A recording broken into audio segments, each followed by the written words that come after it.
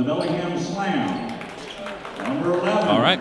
Morris Anderson, guard, 6'3" So we're not going to from have Western all Washington. Number 22, Jacob Stevenson, guard, 6'4" from Western Washington. Number 23, also a guard from Fraser Valley, Sam Freeman. And at forward, number 42, 6'8", University of Saskatchewan, Troy Gosling. And number 44, center, at 6'5" from St. Martin's, Blake Poole. Welcome, Bellingham Slam. Now get ready. Let's welcome the Vancouver Volcanoes starting lineup. Number 34 at center, from Oregon State, Calvin Hampton.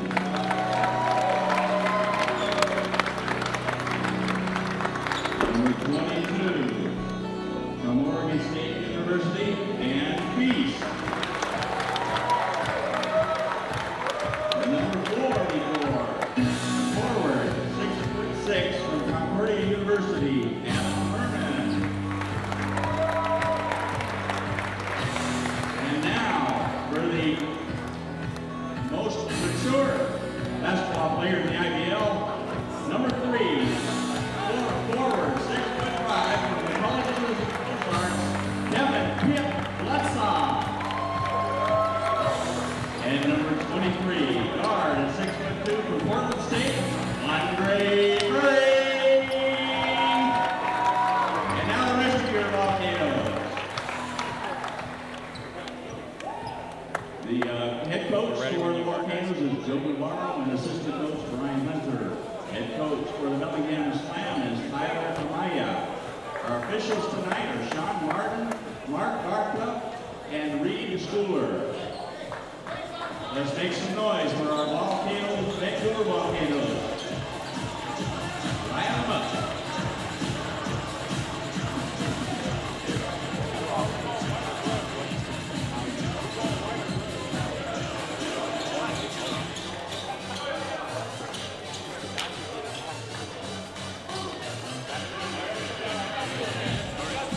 Okay.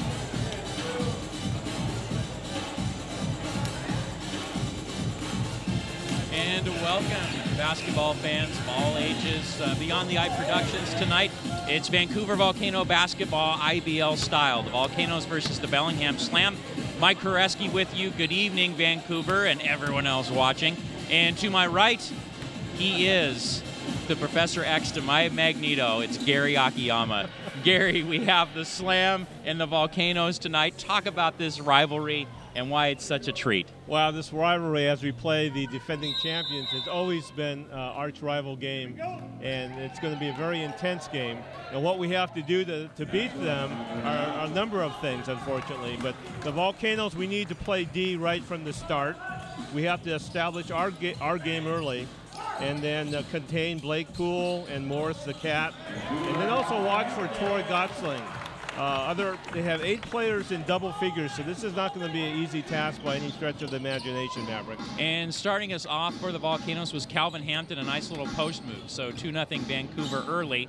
And as you were talking about, Troy Gosling, number 22 with the ball there. Or that's Jacob Stevenson. It's number 42 is Gosling. And he is from the University of Saskatchewan. He played for the Edmonton team for 3 years. Last time he was in this gym, Gary, you know what it was. Oh, yeah. It was the championship game in the series. And, yeah, I remember him. He's going to be very hard to contain, and hopefully we can contain him a little bit better than we did, back in the day there. But it's going to be a rock-and sock-and robot game. Well, maybe it's going to be Stretch Armstrong. If you're talking 80s toys, Gary, I don't know. We could go a long ways with that. And you saw the starting 5 for the Volcanoes there. A bit of a different look tonight, as you were talking about.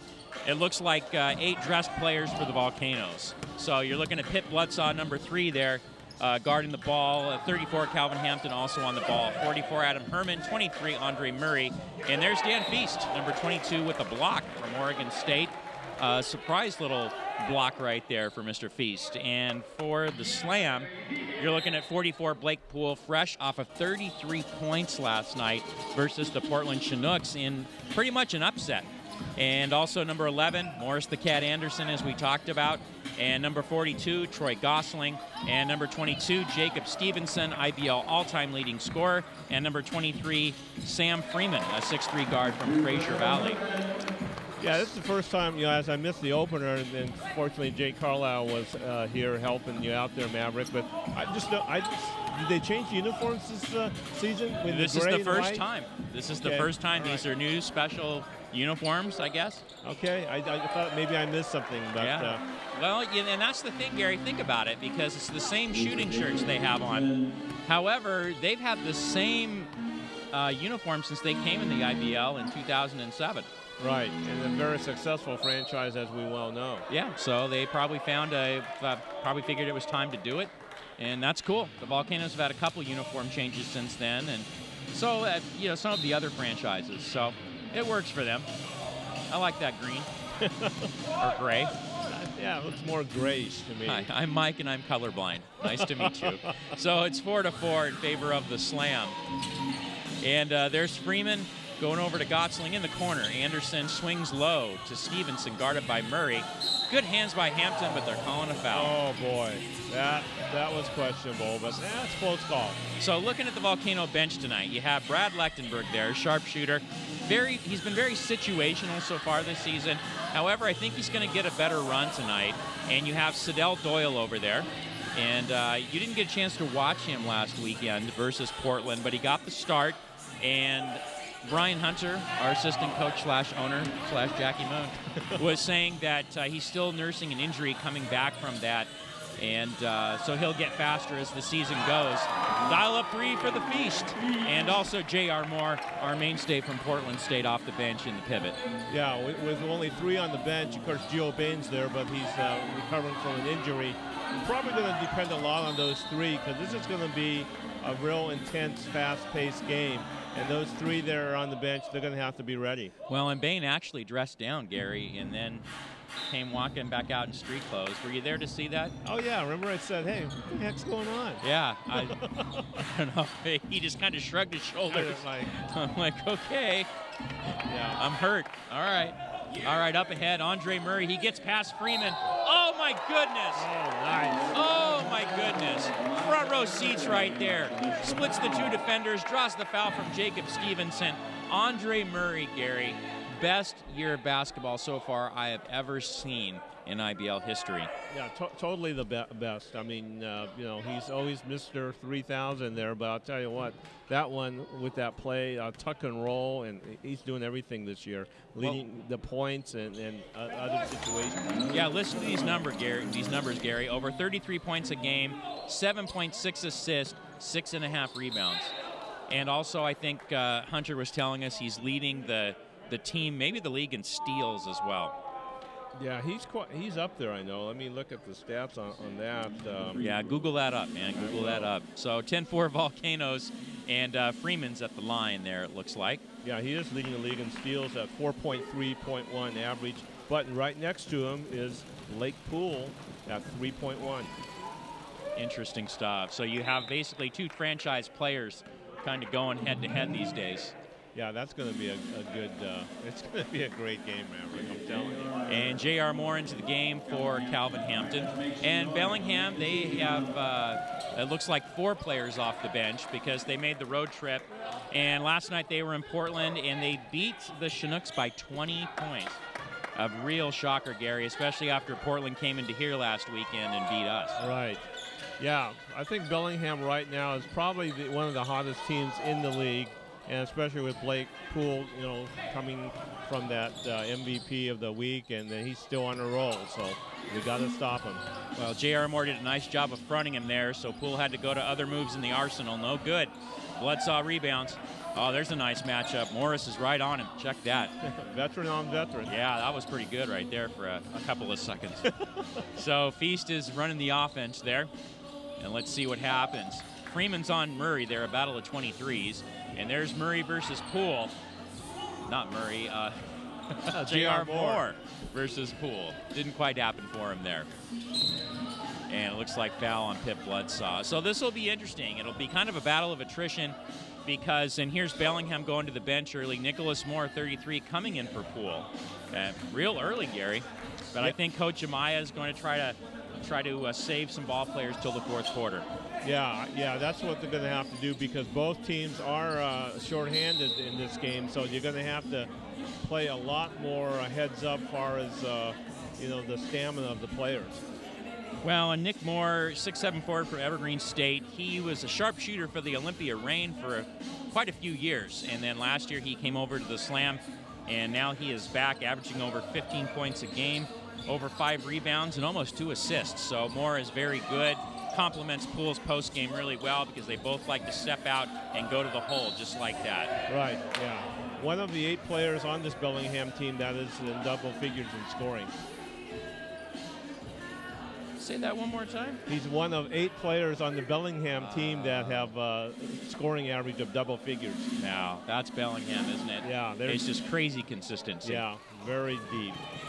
So Moore going, Moore going to the line for 2. The other Moore. Yes. That's what got me there. I had the slip there in my mind. And first one no good for Moore. There, Moore. And now it's time for the second one.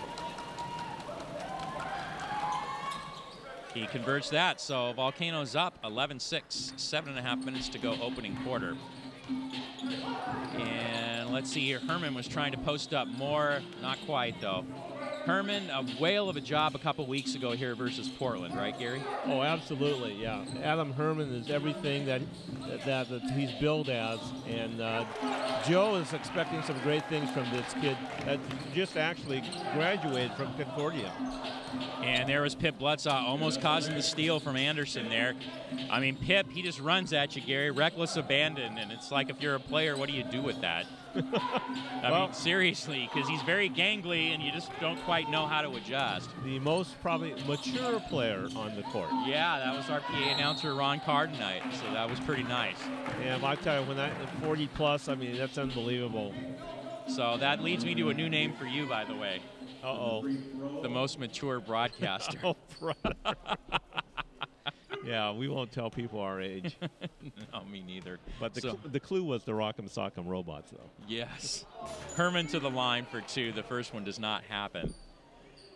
So what have you been seeing so far in this first quarter, Gary? Do you like the energy? Well, the energy is definitely there. I like what we're doing, running our sets. I like our defense so far, and that's going to be one of the keys to win this game. It's going to be about defense when it comes down to the end of it. Well, and I think you'll see Doyle for a little bit off the bench, but I think it's going to be Dan Feast's show tonight because they have to make the road trip to Bellingham for Monday's game. Right. So they're trying to round up players and save certain players for that one there because that's a tough place to play, as any Volcano fan knows. Pip, he got caught in the air. And Morris the Cat comes back with it. In the corner, Sam Freeman for a 3. Count it. That was a bit of a momentum changer, Gary. Yeah. Now, Freeman, don't count him out either because he's also one of those 8 Bellingham Slam and double figure scoring. So the different look since opening night here, Gary, is you have Freeman and Gotzeling in, and you don't have Austin Bragg. From Western, their 6'10" center. He's on a tour in China, I guess, with the team. Right. Wasn't that what their guys said, their official? Yeah, that's what Kip was saying, that he's in China. And go ahead. And this touring, must be a tournament play. That's why he's touring. And then Richard Woodworth, who was another graduate from Western, quit the squad, I guess. So a little bit of a different look there. And their guys said this is the first time that the Western pipeline hasn't quite worked for them in all these years. Yeah, usually Western Washington, the Vikings, they really supply that team. And right now they're kind of searching all over the league, actually, and the conferences to supply the team. Yeah, because normally they run the same offense Western does as the Slam, Gary. So usually it's a pretty nice fit. But you have new coach Tyler Amaya there. He's working with what he's got. Right. Tyler's a smart coach, and we remember him as a player. I mean, you know, he's not going to drop this team from where it used to be or was. I think he's going to enhance it even with finding other talent. So Tyler, you know, knows what's going on. Coach Ridenour will miss him, but Tyler won't miss a beat. Well, and he could be the first player coach in IBL history, right? Absolutely. That's from what I've been hearing. He's been feeling pretty good. He had some injuries from overseas ball the last few years. He was finally able to rest up and get right. So, yeah, I guess he's dunked in practice a couple of times. Yeah, he can dunk it, so that would be interesting, player coach. I remember that. Yeah, like in 2007, the championship tournament in Snohomish, he put on a monster show in the dunk contest. It would have did you proud. So Mike Koreski with you, and there's Gary Akiyama, as we've been talking to this whole first quarter.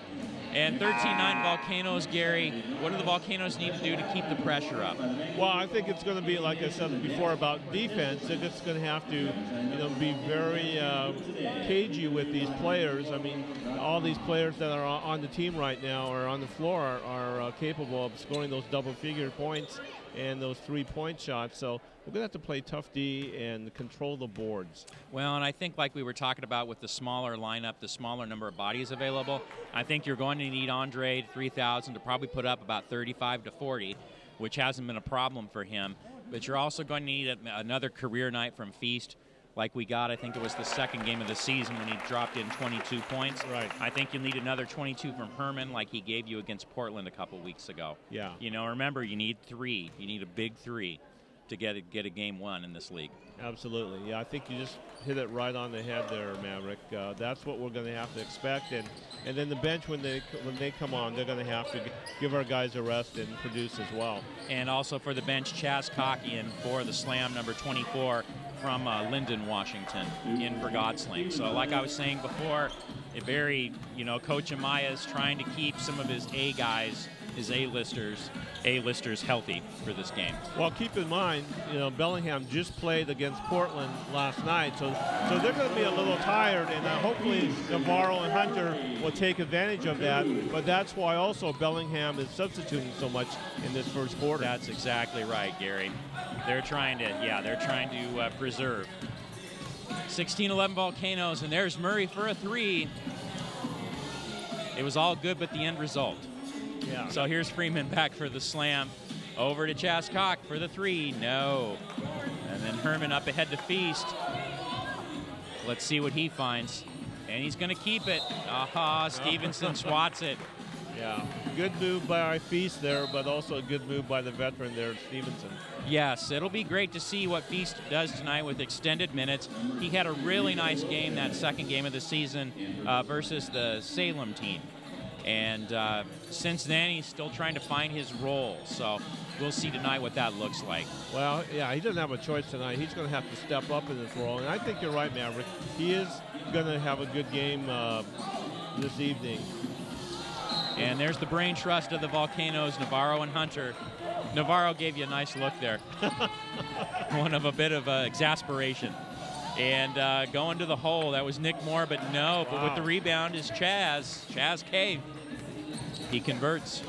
Yeah, Chaz K, he can rebound. He's averaging over 5 rebounds a game, so you need to not ignore him as well. There's so many players here, that's why we have to play our game. And there's Rico Wilkins, number 3. Mr. Excitement for the slam. Over to Stevenson, down to Cock. He has a mismatch there with Feast, and he took advantage of that. Yeah, I was reading an interview with Calvin Hampton talking about the slam, and he was talking about how they're kind of San Antonio-like from the NBA. You can't sit off of any one of them. They're all very dangerous, all 5 on the floor.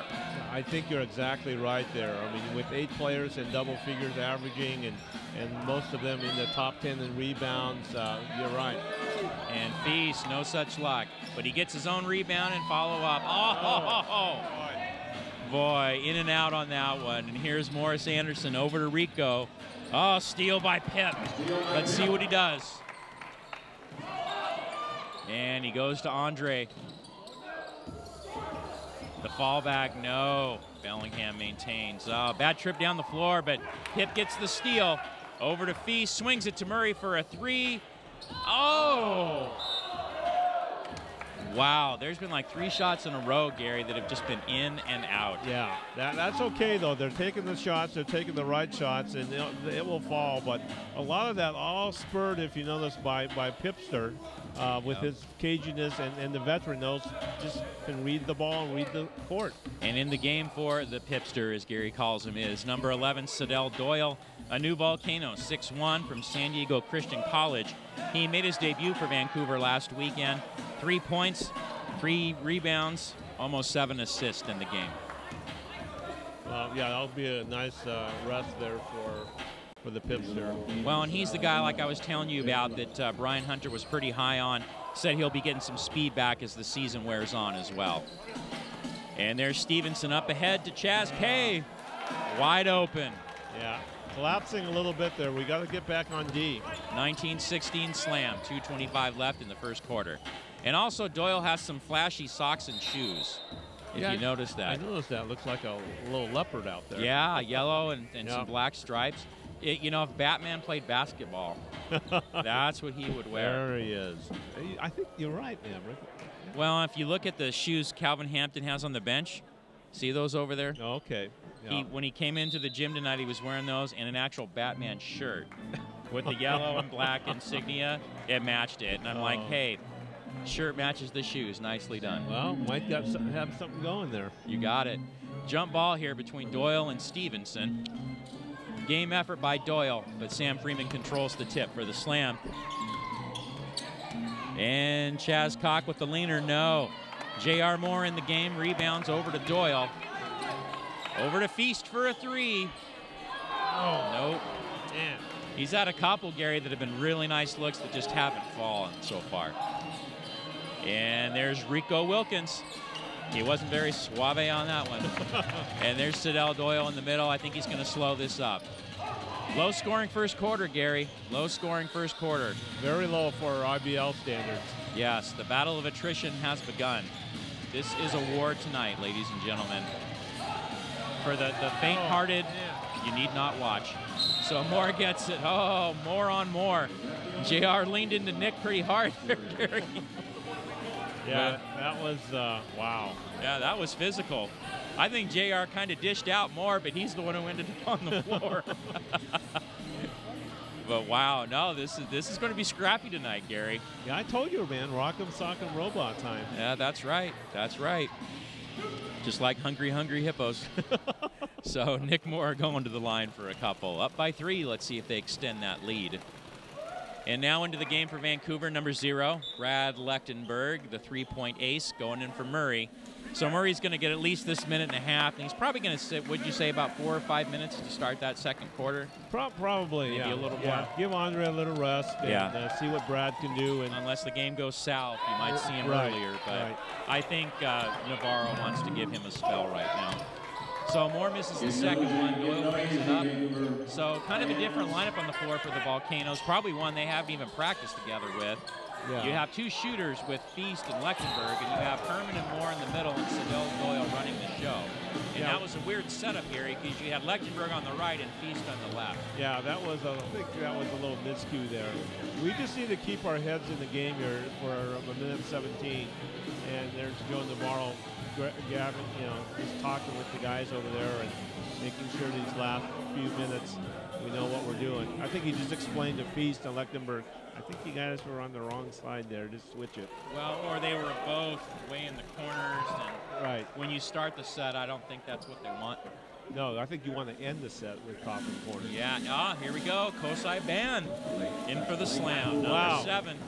He's in for Chaz Cock to give him a breather. So they might be using their bench pretty thoroughly there. Remember Kosai Ban from the Nippon Tornadoes? That's right. That's right.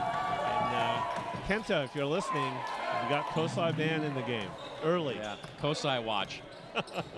In honor of you, Kenta. Thanks for listening. In honor of the Nakashima watch. That's right.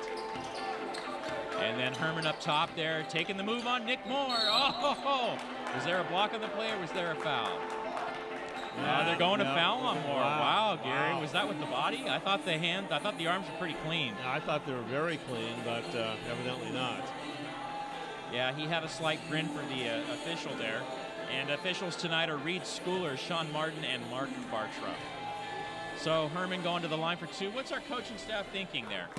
Well, I think what they're thinking right there is, they just want to see us settle down and run our sets and run the plays, with the 2 guards there, especially with Lechtenberg and Feast. We have opportunities to score some 3 points here. So I think that's kind of the MO there for Navarro. Yeah, I think Navarro really stresses those free throws and the importance of them, because his reaction when they do not hit one is not one of that was free. Right. Defense. And there's Poole there with 4 on him. Defense. And the chant of defense comes out to the crowd. Let's see if we can get them into this. Offside. Right. No side. J.R. Moore with the block, and there's Feast. Good defense for Bellingham getting back, though. And Lechtenberg over to J.R. Moore with the jumper. See, this is a unit, Gary. I'm not sure where you're going to get your points from. Right. I'm not sure where you're going to get your points from.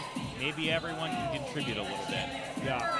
And there's Nick Moore for the deuce. 23-17. I think that, Hunter and Navarro are looking for the 3 points here. Yeah. Yeah, without Calvin and Murray in there, those are your 2 guys that can find some offense on their own. Right. Because Herman's more of a cleanup guy. Yeah, Kosai and Lechtenberg. It's a good matchup. So Lechtenberg's wide open. And he gets it over to Sidell Doyle. Quarter ended. They didn't quite see the clock or the situation. Right. At the end of the first quarter, After a quarter, so far, no bueno. That would be the Bellingham Slam 23 and the Vancouver Volcanoes 17.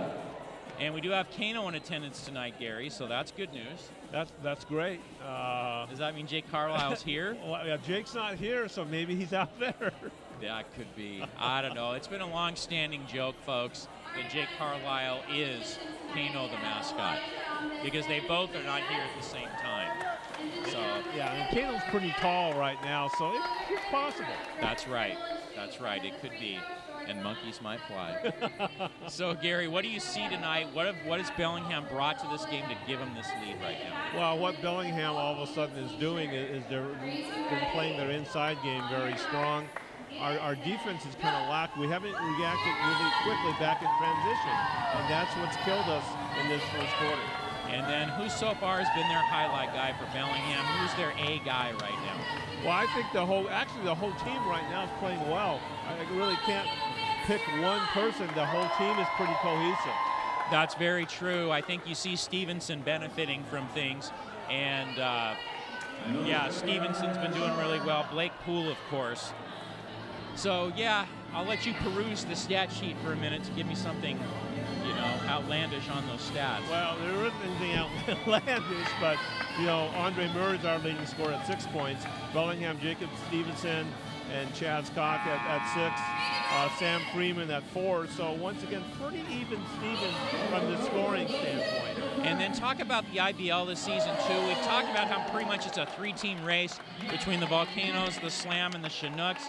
Yeah. Why has it got to this point where you have like 3 teams all neck and neck now? Well, I think you got the 3 teams because they're both getting their talent and even getting some as the overseas teams convene their season. Then we'll regroup, and all those 3 will get players back from overseas to add to their roster. That's true. We're looking for Garrett Sim.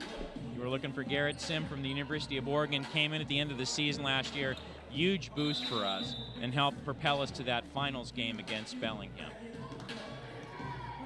So he finished up his season, I think it was in May, and I think we should be seeing him hopefully in a week or 2. Yeah, it should be any time now, man. Yeah. Well, in the IBL seasons, Gary, it's almost like 3 parts. It's almost like the first week or 2, you just get who you can get. The second part of it, there's Lechtenberg. Not quite. The second part of it then is working what you have, and then the third part is those overseas guys, those late season additions. Absolutely. And there's Morris over to Poole, down to Moore, over to Stevenson. Everyone touching the ball. That is the Slam way. Freeman on the cut. Over Lechtenberg, no. Good D by Brad on that. Yeah, he faced them up pretty tough there. Oh, and then Murray did a great job, Gary, coming to get the pass from Doyle. He stepped up to get it, or else it would have been a turnover. Right, yeah. So on the floor for the Volcanoes, Herman, Lechtenberg, Murray, Hampton, and Doyle. On the floor for the Slam, Nick Moore, 33, 22, Jacob Stevenson, 11, Morris Anderson, 44, Blake Poole, and 23, Sam Freeman. And there's Lechtenberg. Over to Murray. Shot clock's at 13. Let's see if they're going to clear him out after that screen. Kicks it over to Doyle. Ah, no. Boy. Morris comes up with the ball, swings it over. Stevenson, nice body control, Gary. Yeah. Nice body control, because there was a charge set up there. We're kind of, we're missing some plays here, but we're just not in sync right now. Oh, and then Morris stuffed Herman. But Lechtenberg gets it, not quite. Calvin with the rebound, no, loses the ball. Over to Doyle. Doyle leans in, no. Oh my goodness, Gary, bad possession right there. Yeah, that was not pretty on any of those. Oh boy. Oh, breakdown. Yeah. Breakdown. 30-17, Slam, they've opened this thing up. Yeah, that's what I'm afraid of now. We're going to have to regroup quickly. I mean, the 13-point lead isn't much in the IBL, but when the momentum swings like this, you got to get your act together quickly. Well, and right now, it seems, Gary, the passes aren't very crisp. There's a lot of, no spacing right now. And I think it's the unfamiliarity of the lineup. Absolutely. Yeah, these guys, it's just an unorthodox lineup right now, and it looks like Joe's going to change some things here. So J.R. Moore in for 44, Adam Herman. We have Bloodsaw in for number 11, Sidell Doyle. So you have Hampton and Murray out, your scorers, and then you've got the other guys there who can clean up with Pip and with J.R. Moore, and then you've got Lechtenberg, your situational guy. That's what we need right there. Yeah. Well, this is the time. He's the MVP of everything, so Andre's going to have to put the thing on his back as if he's moving a piano up a 10-story building. Yeah, you hate to put it on one guy, but he's going to have to get the Volcanoes in the groove again. Well, and he's answered the call all year, Gary. He has just been amazing, so I wouldn't be surprised if you see a huge effort from him the rest of the way out. But we went swimming in Blake's pool right there. He drained a 3. Oh, I knew you'd get that in sometime, Maverick. Oh, yes, you do. And there we go. Moore swings it to Pip. Pip going to the middle, rises up for the jumper. No. And there's been a couple of things, too, Gary, that the shots look on. They just don't happen. Well, yeah, we got to, they're good shots, but they're not dropping. And like the first quarter, we were only 6 of 19 on our shots, and that's why we're behind. Well, and there was Stevenson kind of smiling at Nick Moore. He held up, it's like just one more second as Lechtenberg got over just in time to swat that away. Yeah. They were recognizing the mismatch. And there's Freeman for a 3. Yeah, Bellingham playing their sets real well. Freeman the 3-man on that one, 36-20 in favor of the Slam. All right, so let's get it going, Volcanoes. It's time. They're all getting the set figured out here. 14 seconds to go. And see, with a little bit of confusion, Gary, it takes a couple seconds off of things. Right. And there's Pip swinging over to Lechtenberg in the corner. He's waiting to see what develops. And there's Murray. It's 3. It's 2. It's 1. Murray's up with it. Take it. Wow, take it. Yeah. He's not very happy, though, Gary. He is not very happy on that set. Well, he's not happy because everybody else is not doing what they're supposed to do. Yes. I mean, I'm not slamming the Volcanoes, but you can't let it one person, just depend on one person. I'm glad it's Andre, though, but you can't depend on one person to run a set. So him and Pip are talking about it right now. They're pointing out a few things. Yeah. And Pip's a veteran. Pip knows the deal. Pip's been in that way before, all 10 years of being a Volcano. The first season, it was very much like that for him. Yeah. He was the Andre Murray now of the situation. Right. So he knows what's up. Yeah, he can relate. He'll get the word out to the other guys. Yes, definitely. So El Gato hits the first one, and he does the second one. And I like the headband he's got going, too, matching the uniform. Yeah, Morris is styling tonight. It's pretty slick. Great player. He's been a joy. If you're a Bellingham Slam fan, he's been a joy for years to watch. And there's Murray with the scoop. Yeah. 3 buckets in a row for Andre. Yeah, saw the opportunity, took it. That's what a good player will do. Well, and Murray, he ended up that first quarter with, let me read, 6 points. 6 points, yeah. So he's probably going to be pushing that, probably in the 20s by half. That's my prediction, Googs. I think that's a great prediction. Shot clock's down to 7. Good D by Lechtenberg. He gets it off of Freeman. Yeah, all of a sudden now we're playing a little better ball. Well, there seems to be a little more liveliness on the court for Vancouver as far as on defense, because Bellingham will cut you to death. I mean, it's like giving them a switchblade, and they're just right. They're just nicking you up the whole time. Yeah, that's a good analogy, man. Right. They will just cut you to death. Oh, the ball is loose, and up ahead to Gottsling. Yep, they picked Lechtenberg's pocket clean. And here we go, 40-25. Navarro's still kind of confused on what's going on out there, so let's see what they can do. Looks like Coach Hunter looks over at the bench, comes to Navarro with a suggestion. We'll see what that is. All right, Hampton is fouled. Yeah, and it looks like Dan Feast coming into the game. I'll bet she's coming in for Bradley. That would be a good guess. I think so. Well, Lechtenberg came in with a minute left in that first quarter and ran about 7 minutes, and that's kind of what we thought, right? But Murray came in a bit earlier than I thought he would. I bet you earlier than Navarro would have liked. Yeah, I think so, but things were kind of getting kind of dire straits there, so we didn't have a choice. Yes. Definitely a walk of life on that one. So there's Calvin Hampton with the first one. He converts. As we talked about, Feast in for Lechtenberg, and into the game for the Slam, 24 Chaz Koch, in for 42 Gottsling. His second game with the Slam, and Coach Amaya has been pretty situational on the minutes for him. I think he's going to count on him more in the fourth quarter like we talked about. Absolutely. There definitely seems to be more of a pattern on what Bellingham's doing with the rotation as opposed to Vancouver, but this is the same crew who suited up last night too. Right. So I'm sure Amaya had an idea coming into the weekend what he wanted. But he can afford that luxury when you're ahead 43-27. Yeah, especially after Chaz K hits that three. All right, so Feast, let's see what he can get started. Goes over to Murray. Nasty pick by Moore. Murray's got the opening for the scoop. Nice. Uh-oh, but up ahead is Freeman. He's got Feast to beat. And it's over to Chaz. Chaz going to the middle. Yep. We're still not getting back. No, transition. there's only like one guy getting back, Gary, and you need about 2 to 3 who are all getting back. That's what Bellingham's been doing really good tonight so far. Yeah, they don't look like they've missing a beat from me after playing Portland. No, I agree, and that was a close game till about midway through the fourth quarter, and then Bellingham pulled away from that. And remember, that's a Portland team who had only lost 1 game to us going into that game. Right. So it's like Bellingham is 4-2, Portland I think is 5-2 now, and we're 5-1. So this is a big one. 5-1, 5-2, and 5-2. You're right. This is a big one, Gary. So Rico's in for the Slam, and it looks like there was a foul before Hampton got the ball. So it looks like Bellingham's getting a couple fouls going. Coach Amaya is trying to figure that out. That's probably the last thing he wanted was foul trouble.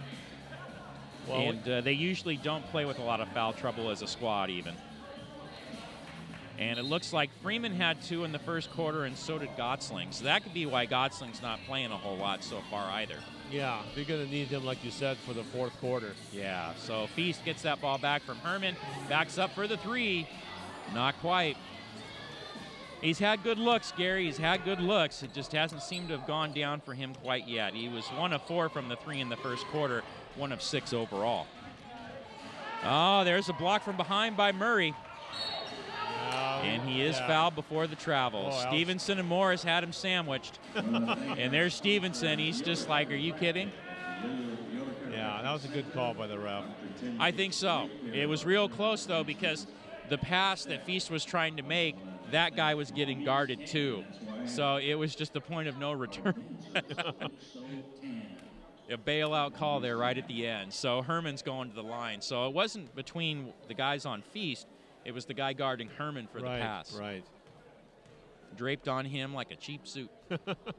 Boy, we just got to make our free throws, yeah. too. Oh, and there's Navarro hanging his head once again. We're struggling. Oh, my goodness. Oh, you could just tell Joe is wearing his emotions on his sleeve tonight. Yeah, normally he's pretty coy, but, boy, tonight for some reason you can kind of predict what he's thinking. Yeah, yeah. So we'll see what happens. We got a timeout on the floor. So far, it's a big shocker, I tell you. 45-29 in favor of the Slam. And we got Kano here trying to get that crowd going, which is nice. Little team spirit. So, Gary, as you think about the rest of the schedule for the IBL, what's going to happen? I think we have, what, 2 more games at Portland, and we have them back here once more, or is it just the 2 there? You know, that's a good question. I know for sure there's 1 more, but I know we're also playing Salem a few more times as well. A couple more. Yeah, I think we have Olympia once here. Right. We play once in Salem down there at Chemeketa Community College, and then we have Salem coming back up again. So Tyler Amaya, what's he saying to the crew there, Gary? Well, I think he's telling them, he's saying, just play with the intensity, run our sets like we are, and he's just telling them, put the pressure on, even though we're up by 16. He knows the Volcanoes can come back, so he's just telling them to keep the pressure and just run the sets like they've been doing, and obviously it's been successful with a 16-point lead at this point. And outside of Andre Murray, what else can we work on with the Volcanoes right now to get some offense? Well, I'll get the offense going. I mean, we need to make our free throws 1. That's killing us. I bet you we've missed about at least a half a dozen free throws, if not more. Okay. And then our defense, we've got to get back in the transition game. Like you pointed out, one person when 4 people are coming up isn't going to be a good defensive scheme. So we just need to work on our defense, make the free throws, and we've got to be a little sharper out there. I think we got a little lackadaisical out there. Well, and Bellingham, Gary, when they get the ball in that break, they convert from defense to offense real fast. And Vancouver is not doing that conversion from offense to defense fast enough. Right. We're doing one thing right, but in this game, you got to do both things right. Correct. So Herman at the line for that second one. He does bury that one. Okay. So 45-31, 5:54 left in this opening half. For the Volcanoes, you have Feast, you have Bloodsaw, Murray, Hampton, and Herman. And Jacob. Oh, nice, he was going to the block. hole, and Pip said, get it out of here. And Chaz Cock couldn't hit the 3. It's off of Anderson. Yeah. Nice Pipster block there. Pipster was skying on that one. This is shades of the old days for Pip, getting some huge minutes. Yeah. That guy has logged minutes in his IBL career, I tell you. He's probably taken enough steps on a basketball floor in his IBL career probably to walk to Bellingham and back. Oh, easily. Probably even further than that. I mean, if I can bend your mind, Gary, allow me to. Okay. So Murray, it's 4. It's 3-2. And there's a travel. And you could see the triple team got on him before that happened, too. Yeah. And looks like he got smacked in the nose. Yeah. That was pretty intense defense there. It was. Up. The ball is in play. Murray's still kind of looking at his nose. And Poole ends up with it. Over to Morris for a 3. Oh, boy. The cat. Oh, my goodness. El Gato. Rawr. So, 48-30 Slam. Bloodsaw bringing it over to Feast. Wilkins on him. Comes off the Hampton pick. Goes to Pip for the jumper. Oh, nice Pipster. Nice. Well, it's good someone other than Andre Murray made a hoop for us. Yeah. Got to get some balance.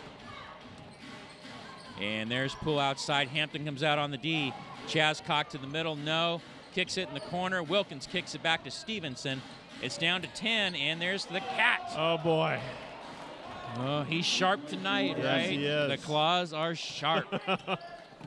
He has got 9 lives this evening.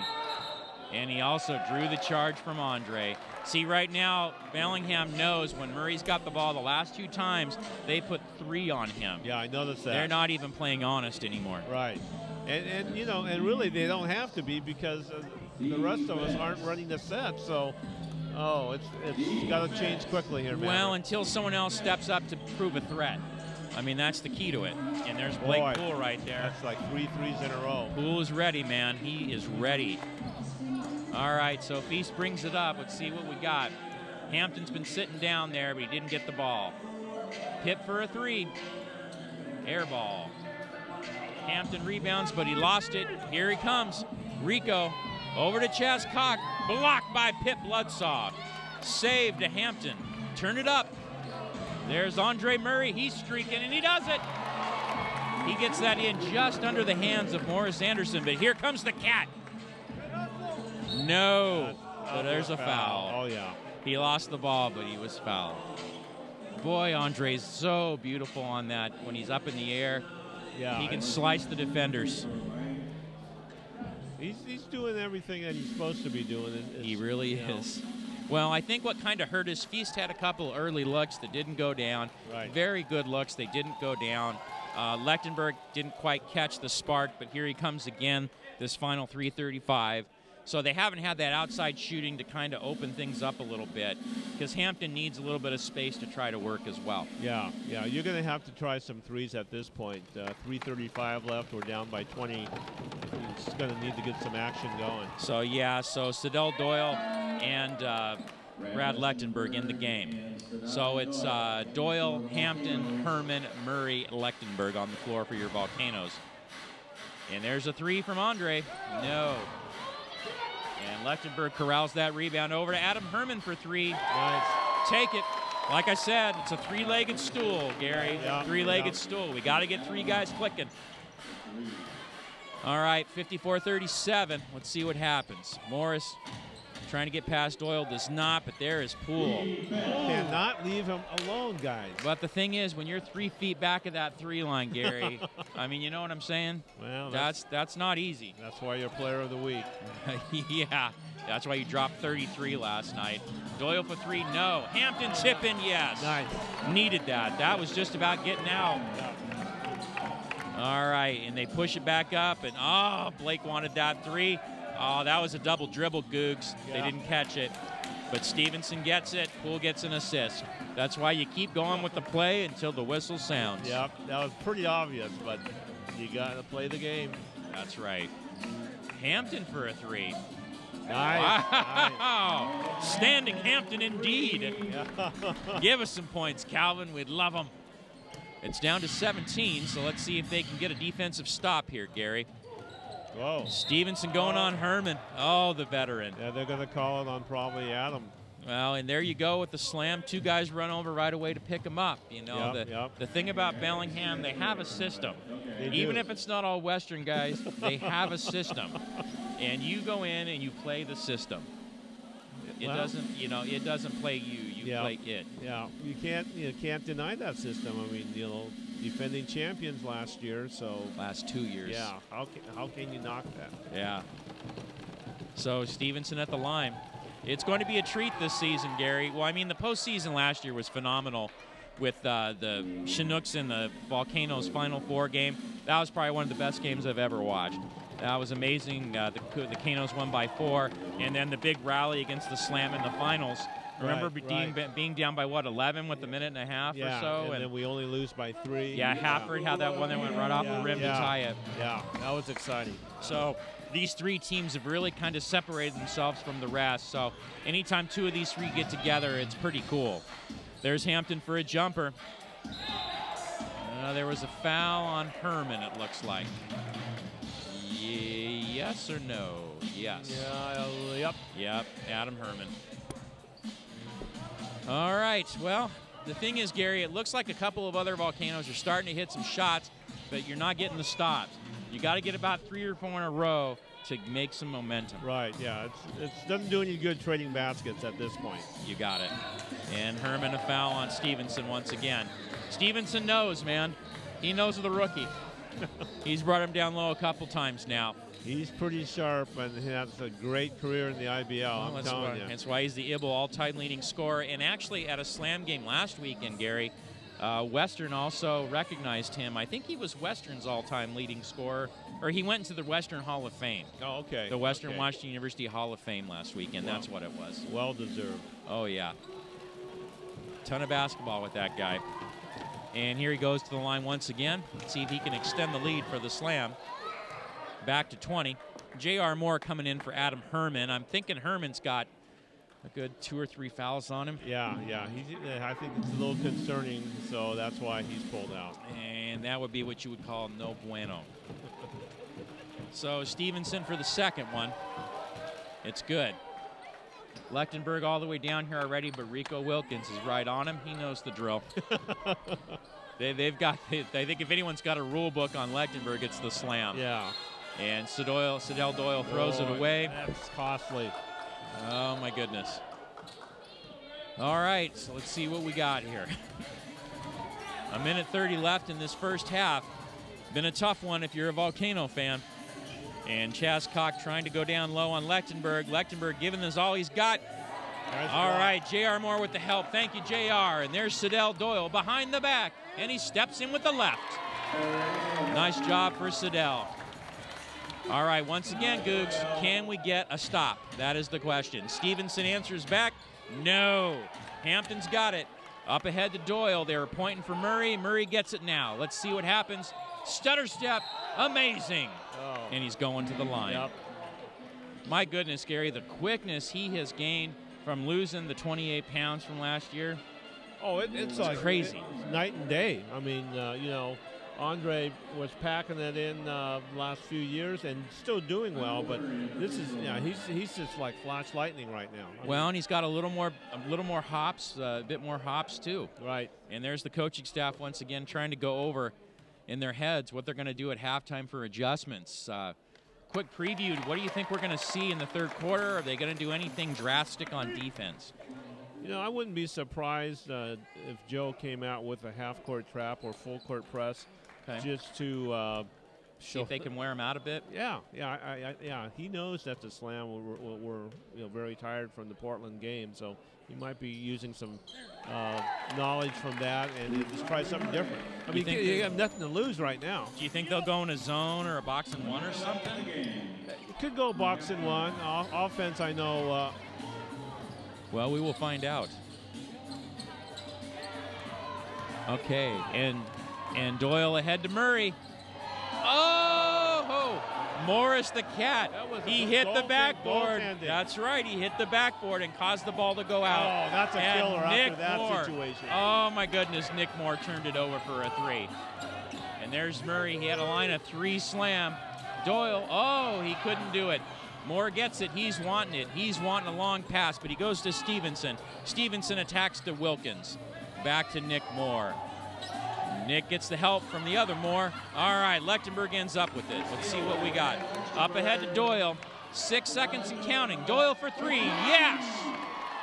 3 seconds left. You got to D up, Vancouver. Nothing's done yet. Here we go. Chaz K with a three. No. Tip in, no. Thank goodness. So, the first half, Gary Akiyama ends. 66 for the Slam, 49 for the Canos. Wow. What a little flurry there at the end, Gary. First half wrap-up. Talk to me about it. Well, you need a little flurry to head into halftime. That's the momentum thing I've been telling us about. You got to have the momentum coming back into the second half. That did it. So we're down by 17, which is a heck of a lot better than 20 or 24 where we're at 1 point. So you're into the locker room. You're pumped up now. You got the momentum going. And try some different sets. Try some cagey defense. And, you know, I think we'll get right back in this game. Well said, Googs. Your positivity is overwhelming. So that was your first half wrap-up. We're going to take a break. When we come back, let's see if Nostradamus Akiyama has came true on his predictions. So at the half, the Bellingham Slam 66, your Vancouver Volcanoes 49.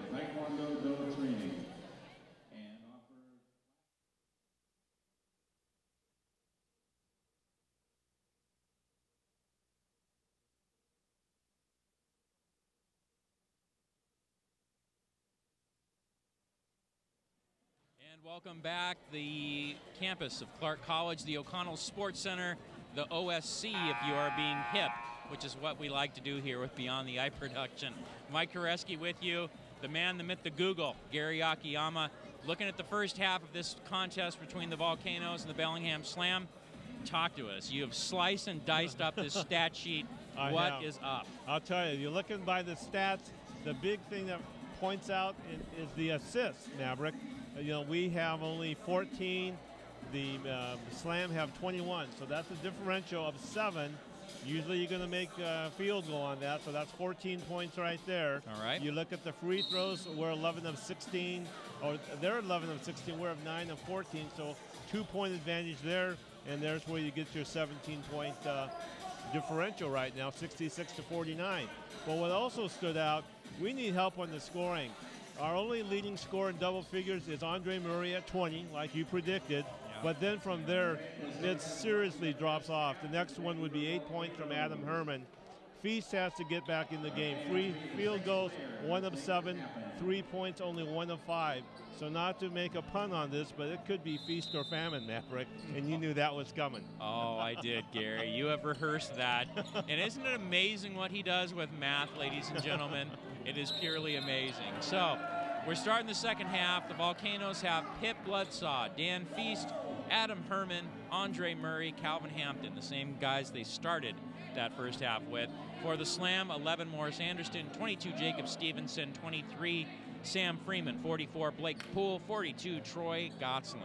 And then for the Slam, Maverick, Stevenson leaves with 14, Blake Poole with 12, Morris the Cat at 11, and Chaz at 11. So you got 4 people in double figures, like you're more than your 3-legged stool. Exactly, well, that is a 4-legged chair. Yeah, we only have 1 leg right now. And you can't sit on 1 leg. No, not that I know of. Yeah, a wise old person told me that. So Hampton converts right there to start the second half for the Volcanoes. The pass goes wild from Poole to Freeman. Poole was telling Freeman, you got to cut, young man. You got to cut when I've got the ball.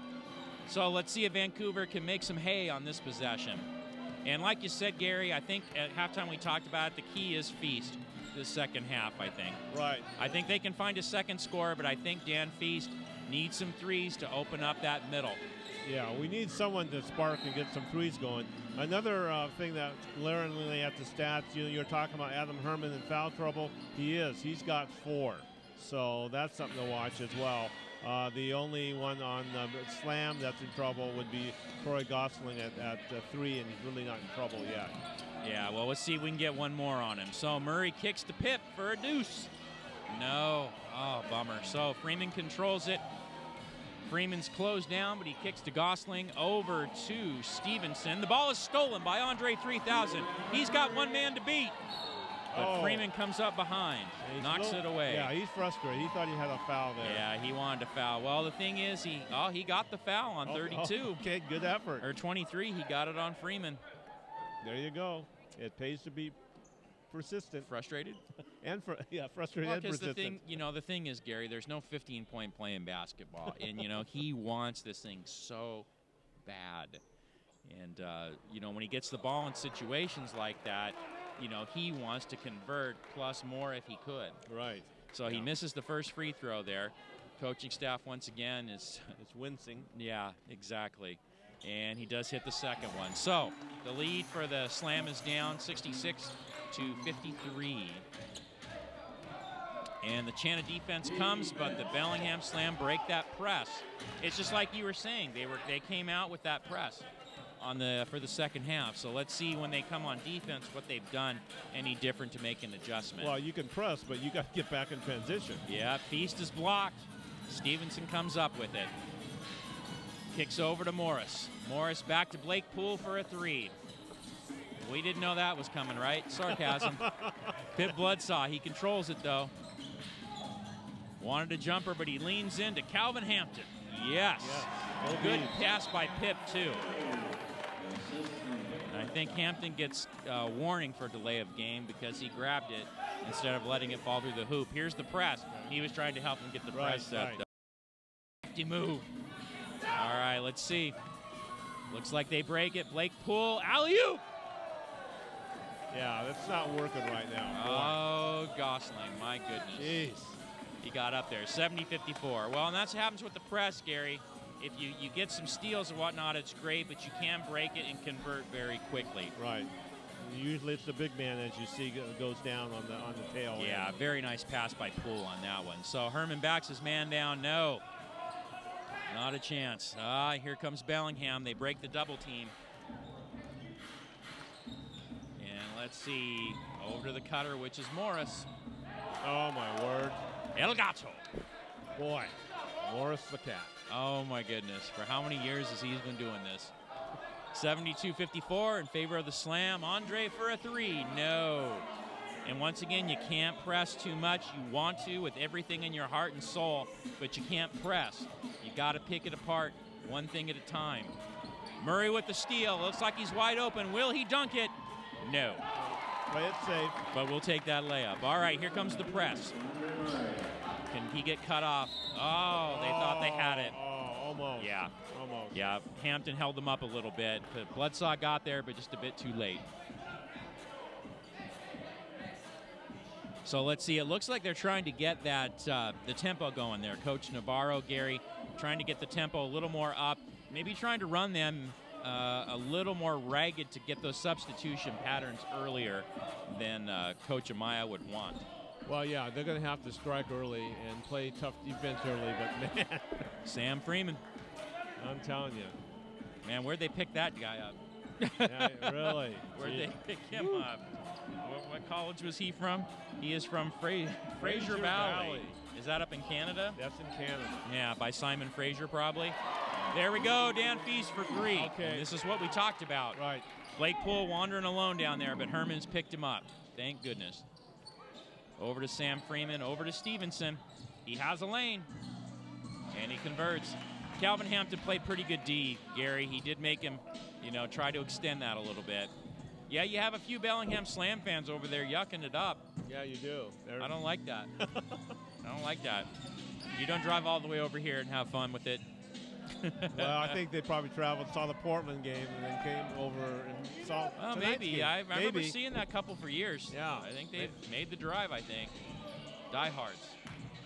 All right. Oh, Pip with the block, but first Hampton with the foul. Wow. Let me see. What's our Hampton situation on fouls, Gary? Well, he only started with 2. Now he has 4. Uh-oh, and you see J.R. Moore coming.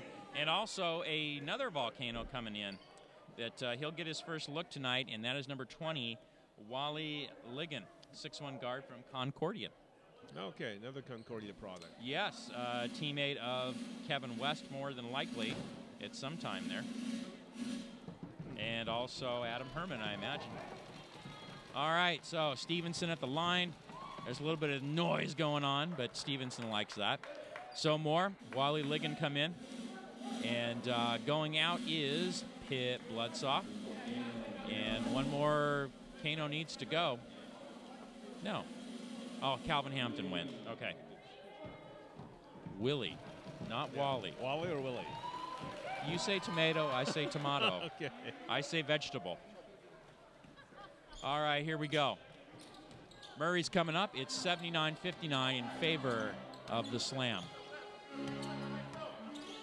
And there's Feast off the curl for the 3. There he goes. 2 in a row for Dan. 2 for 2, yep. Yeah, he needs that. Yes. We need that all the way around. Yep.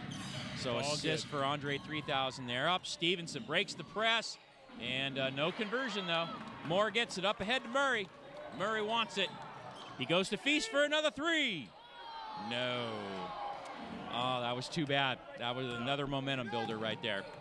So let's see what happens. So, yep, Feast just needs to keep shooting. He's getting good looks. He can him. Ah, Blake Poole on the cut. No help, man. No help. Yeah, it's going to have to stop Blake Poole, Morris Cat. And there's a 3. All right. And there was Ligon. Nice introduction. Yeah, Willie Ligon, welcome to Vancouver. All right, the press is there. Oh, that should be a charge. Up, it's a block. Really? Yep. Wow. Wow. Yeah, Bartroff called it from over across court. Wow. There's a bit of a boo. The Boo Birds are out. So that's 5 for Adam Herman. 5 fouls. No. And 4 on Hampton. Yeah. Time for a small lineup, my friend. Yeah. Small and quick. Go for the 3s. Joe does not like that call at all. No, he does not. Hunter does not either.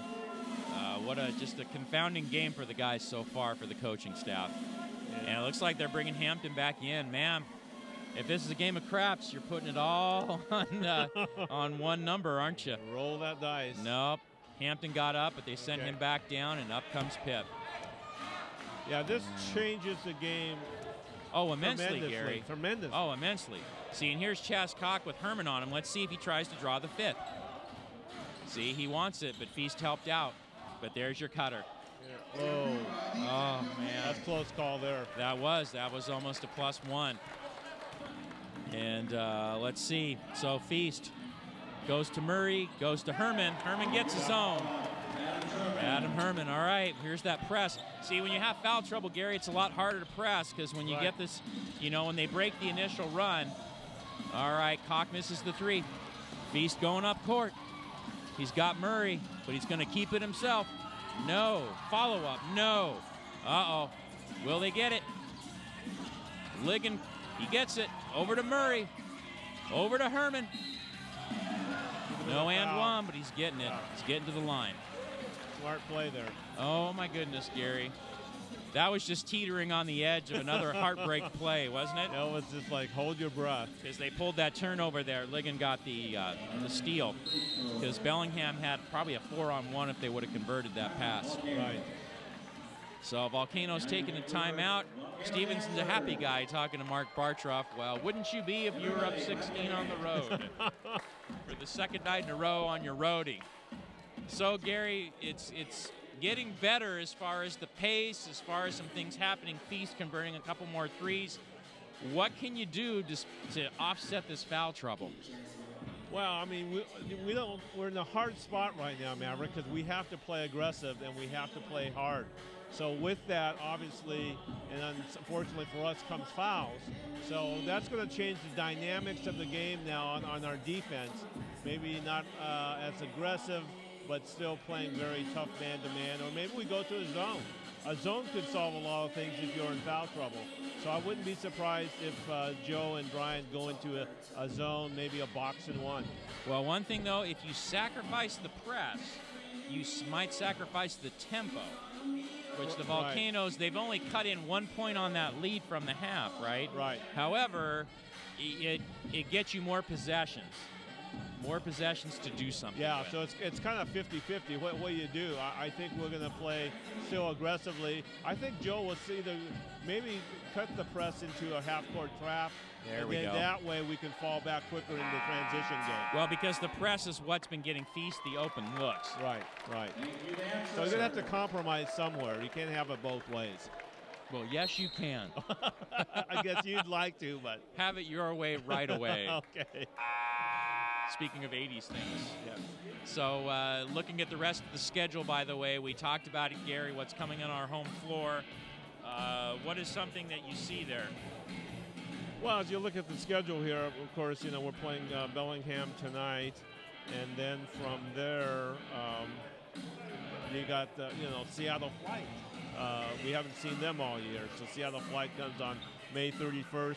And we got 2 road games against Portland on the June 1st, June 6th against Salem. And then from there, a big homestand, 4 games, and then round out the season with Bellingham and Portland. So really no easy games there if you look at that.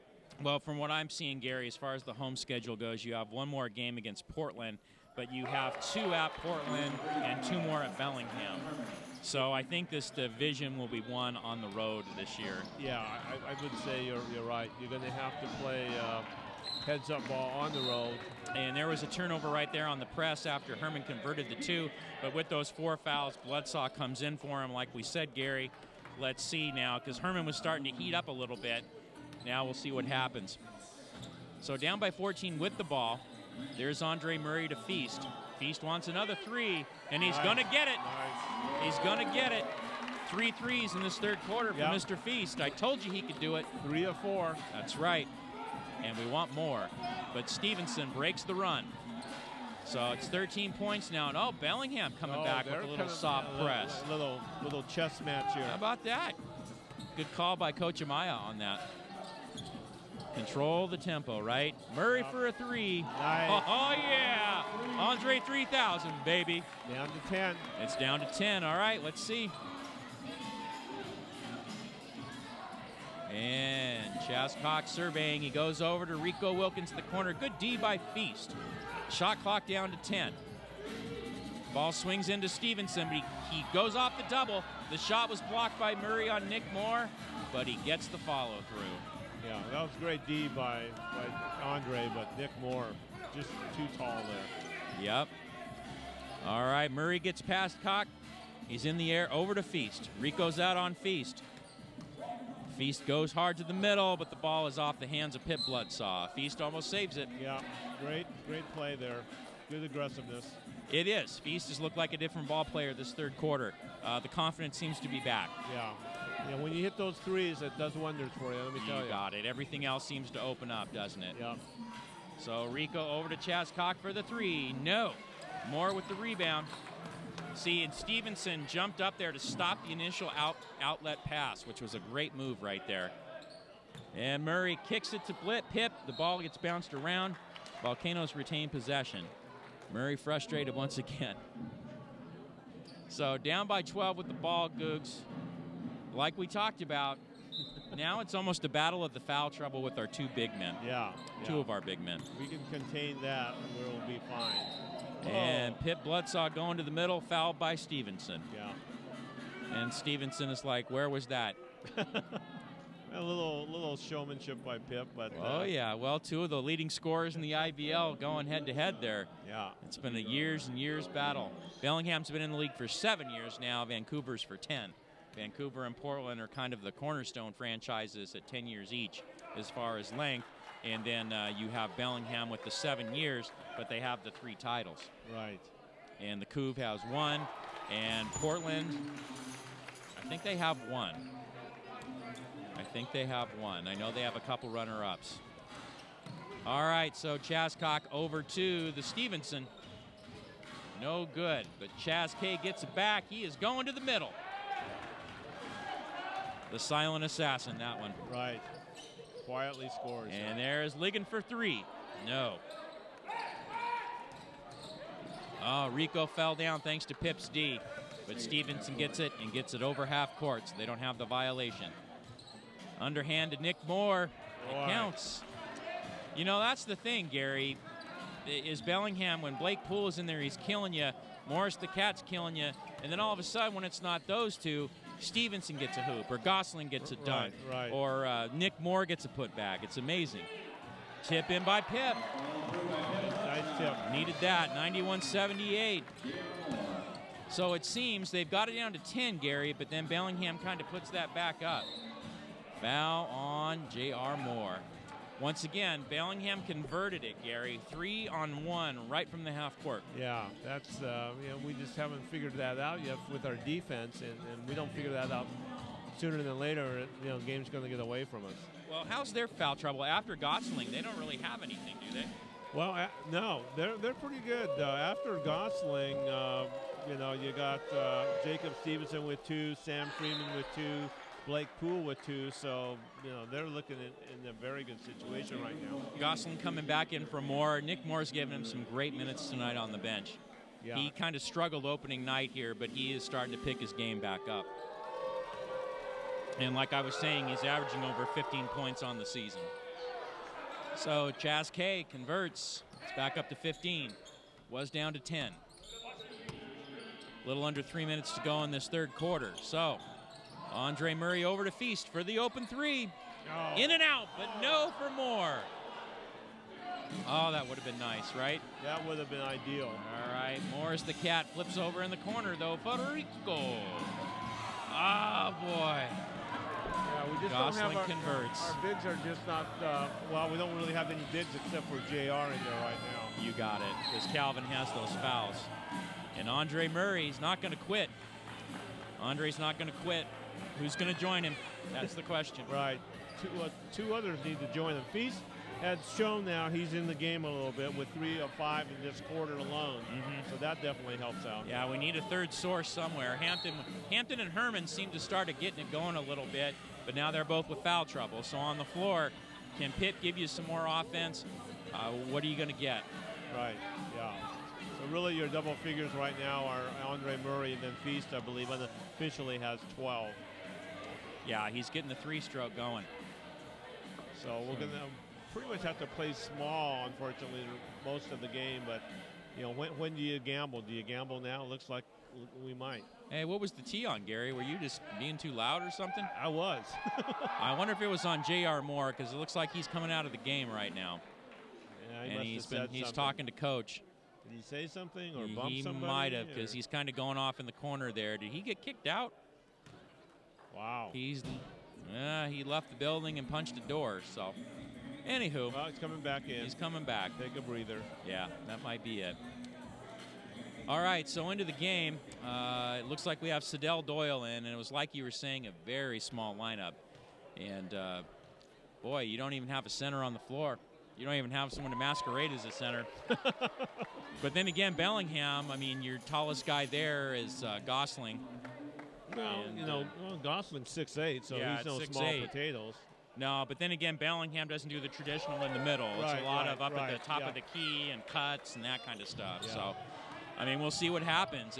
Once again, Gary, it's a lineup that hasn't played on the floor together, and I think that's kind of what has bit the Volcanoes in the backside a little bit tonight. Right. Is that some of the combinations, if you give them another game or two, you start to learn tendencies a little bit. Right.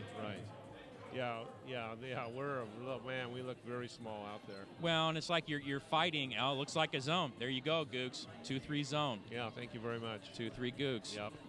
So the coaching staff right there, Navarro going through probably his fourth water of the night. Yep. And Hunter trying to keep the ideas flowing to him as well. All right, let's see what happens with this zone. It's going to be very important for the top two on the zone and the two corners on the bottom to get out to the line on the threes. Right. Very important. And Bellingham's working it cross court a few times. It's down to 7. The Cat over in the corner to Rico. Open look. No. Oh boy. Freeman managed to get the rebound from Feast. Yeah. And here's a backseat. Pip wanted to stay up there, Gary, but he had to get back down on the zone. Stevenson, no. Gosling with another tip in. Yeah, there's no one that can stop him. Well, you can't put a body on him. Right. You just can't put a body on him. No, it's wasting a foul if you do that. All right, let's see what we got here. So Murray has got Stevenson on him. And the clock is going down to 5, 4, 3, 2. Danny's got to shoot it. Oh, and Doyle had the tip in. Oh, just missed that one. Yeah. Yeah, that's... and Navarro wants a 20. Yeah. Yeah, Gosling's thrown the dagger in their heart the last 2 times down the floor with the tip-ins. Like you said, dangerous player. Can do a lot of different things. Yeah, Bellingham looks like a different team than opening night. Oh, totally. Yeah, anytime you have someone 6'8", then our tallest player is, 6'3" out there at the time? Yeah. That's where you got to go to the zone. The zone still can be effective. If you're a Volcano fan, we're still not out of this, even though you might think we are with 18 points down. But remember, we're only in the third quarter still. And the zone is effective if you work it right. We'd be a lot quicker than the Slam are. But then the other flip of that is we got to score the points. And you see Gio Bain there in street clothes, Gary. Late scratch, injury, not quite. I think he's dinged up on the ankle. Right. And I think they want to probably rest that for the Monday game at Bellingham. Absolutely. And that's the thing, Googs. They're kind of coaching ahead for that other game, whereas Amaya doesn't have to as much because he's going back home. He probably has a few more players available once they get home. Right. Yeah, that's a good analysis right there, Maverick. That's what it's all about.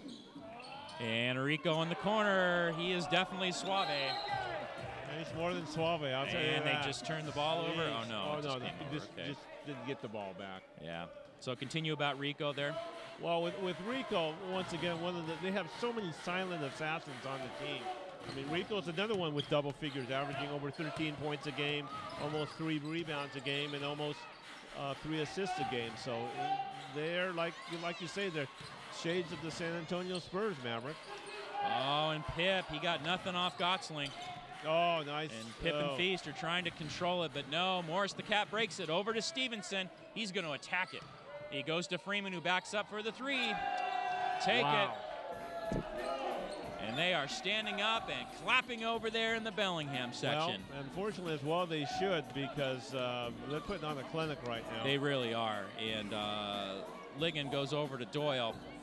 Off the pick by Pip. Siddell, little shake and bake off the rim. Pip. Yeah, good clean up aisle 10. Here comes that press once again. Yeah, let's see. They kind of pulled it off a little bit. It's kind of a half-court trap. It was kind of a Pippin one, as I like to call that. You let him pull the press. Just by himself, he could do it. Oh, the ball is knocked loose, but Freeman picks it up. Past a diving Bloodsoft. Oh, over to Stevenson. And the third quarter is ended. Is there a foul call? It looks like there was a foul called right at the buzzer. Oh, my stars and garters. Did they call it or no? Yeah, they sure did. Here's the winner. I think Murray. 417-325. 417-325. I'm not sure. Well, and as the winning lottery numbers are called for the third quarter. Well, they're putting 4/10 of a second back. Oh, they're putting 4/10 back. Okay, we can't run a contest, and we got 4/10. All right, so they're coming back off. Yeah, the raffle will wait. And it looks like the Volcanoes are coming back out. Hampton's kind of looking confused as he comes back out. Nope, it's not him. I think everyone's just kind of like, oh, who hit us in the face this last part of the third quarter? Yeah, it wasn't pretty. It's like you got a concussion. Called the Bellingham Slam. Boy, they pulled the buzzsaw out on that third quarter there, Gary, that last part. Because, remember, it was down to 10, and now it's up to 23 points. Yes, yeah. What happened? What happened? We just fell back and let them run their show. I mean, we didn't play tough defense. We are passing, and our intensity wasn't there. It just all of a sudden petered out. And you would have thought it would have been just the opposite with Bellingham playing Portland last night. Yeah. I think you're right. So after three quarters, the term butt whooping comes to mind. And it's the Slam 106, the Volcanoes 82. So, Gary, as I said at half, what do? You got 1 quarter left. You've got a taller hill to climb. All right, guys, this is Carson. What do you want to do here? Well, I'm not Coach Navarro Hunter, but I think right now you don't have a choice. You have to play with intensity. We have to have our bigs back in there. And even though they're in foul trouble, the longer you keep them on the bench, the more and more Bellingham's going to take advantage of us. We got to, fight and let what will happen. But you got to have your arsenal in there to even have a chance. So you would put the 2 4-foul bigs back in, and would you go back with the press? I don't think I'd go with the press. I think I'd drop the press. I would play the zone, though. I think it'd be very interesting with the bigs to have that zone, because at least you can control and dominate the backboard with a zone. And do the Volcanoes have any more tricks up the sleeve? We saw Dan Feast come alive in the third quarter. Andre will be there. Do they have anything more? Well, like you say, right now we're a two-legged stool that has to have 3. So you got Dan Feast, you got Andre Murray in the game. Somebody this quarter is going to have a game of their life here to get us back in this game or even have a chance. Well, and here's that time, right? Here's that time. I mean, this is what players play for, is to get in these kind of situations. Right. So, either that, we're going to have to hit the daylights out of the 3, and I think Brad Lechtenberg is going to have a very key role in this fourth quarter. Even though he might not get that many minutes, I think he's going to be significant in what happens. Well, and here's the thing, Gary. I've just thought of this. This will be the first time the Volcanoes will have a two-game losing streak on the home floor in years. Yeah, many years. Probably 8 years. Yeah, I can't remember the last time we had that. I'm trying to remember. I think it at least goes back 5 or 6. And sure enough, Coach Navarro has Brad Lechtenberg in the game. Yes, and he has Hampton. Right. And he has Herman. Yeah. So you're right. He did bring out his 2 bigs. Got to go for it. And you got Siddell Doyle running the point right now. Feast is on the bench. Uh-oh. Did Calvin get... What? Calvin got called, number 5. And that's it for Calvin if my records are correct. Well, I thought he had 4.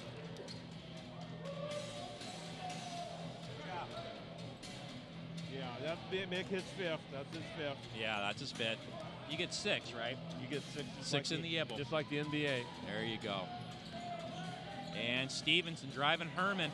Oh, Stevenson has feasted on the youngster tonight. He has. Yeah.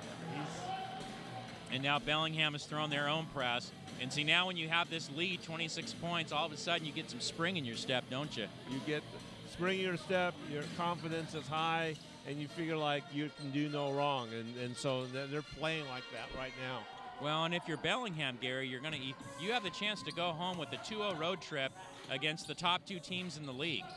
Yeah. And you're on your home floor. And there's Lechtenberg for a 3. Yep, there we go. There's the launch.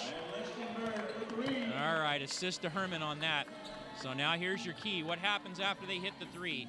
What can you stop Bellingham from doing? Yeah, you just gotta play tough D right now. And Murray, he backed Freeman up. Oh no, and there's Stevenson again, just working on Herman. But no. Murray picks it up. He's got a bit of numbers. He's got Lechtenberg. Lechtenberg for a 3. Yeah. Count it again, baby. All right, it's down to 20. Very good strategy there by the coaches, having Brad Lechtenberg in there. Yeah, a little under 11 minutes to go. Because when he's hot, he's hot. Yeah, but once again, you got to get some rebounds and stops. Right, yeah. You can't trade baskets at this point in the game. Oh, boy, Herman got away with that one, Googs. Yeah. Herman got away with one, and Stevenson looks at the ref thinking the same thing. All right, oh, it goes off Bellingham. It's going to the Volcanoes. Yeah. Wow, they left Calvin in with 5 fouls, Gary. Wow. Woo. Yeah, you have to. Like I was telling you guys. But you have such a smart team in Bellingham, though. Well, that's the problem. That's the thing. They should realize that. I'm sure the coaching staff does over there. They know that. They know that we have to play with our bigs too. So. Oh, Morris got out on Lechtenberg that time, didn't he? And a foul on Stevenson this time versus Herman. Okay. Herman's not giving in. No. 4 fouls even, man. You got to admire the moxie. Well, you got to admire the moxie, and the young rookie, he doesn't know what he doesn't know, and at this point, it's working in his favor. Well, and remember, what did we call him? U-Boats 2.0. That's right. Love to have those two on the floor together. Oh yeah. All right, Standing Hampton collects the pass from Siddell Doyle. It's down to 18, chance of defense, under 10 minutes to go. Yep. And you can see the Slammer going to put in Blake Poole and Chaz Koch now, Gary. Oh, yeah. Going to run their A lineup for the rest of this ball game, I bet you. Yeah, they're no dummies. Yeah. Spinning move from Stevenson, and there's your 5th on Herman.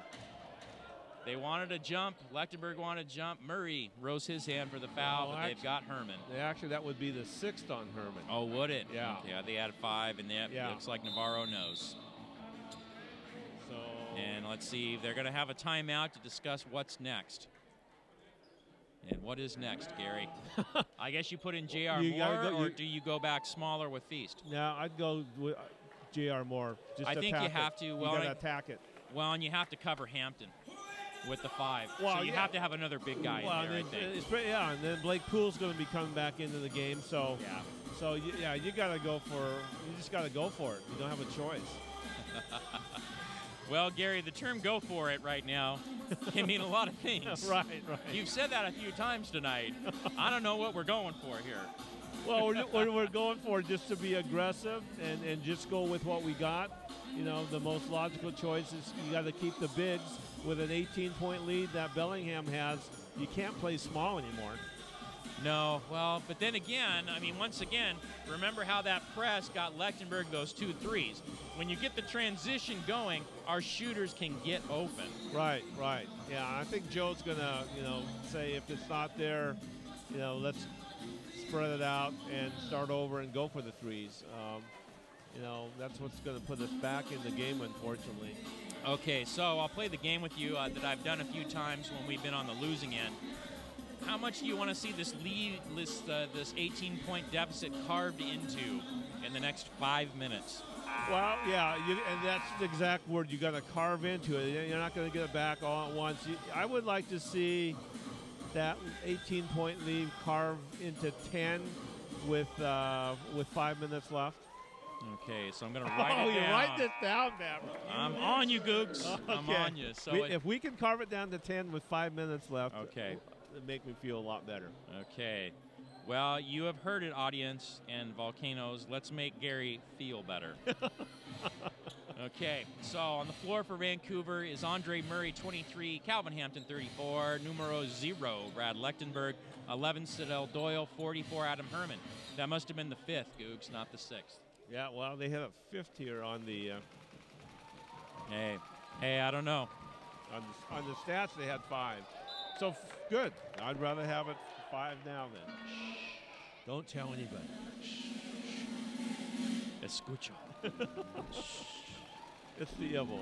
So we have Stevenson for the second one. He connects, 109.90, 9:46 to go. Okay. Well, it looks like they didn't call it on Herman anyway. It looks like the foul's on, they called it on Andre. Oh, okay. Well, there you go. I could have swore it was on Herman, but it must have been early in the drive. Oh, nice tip in. Nice tip. Nice job, Calvin.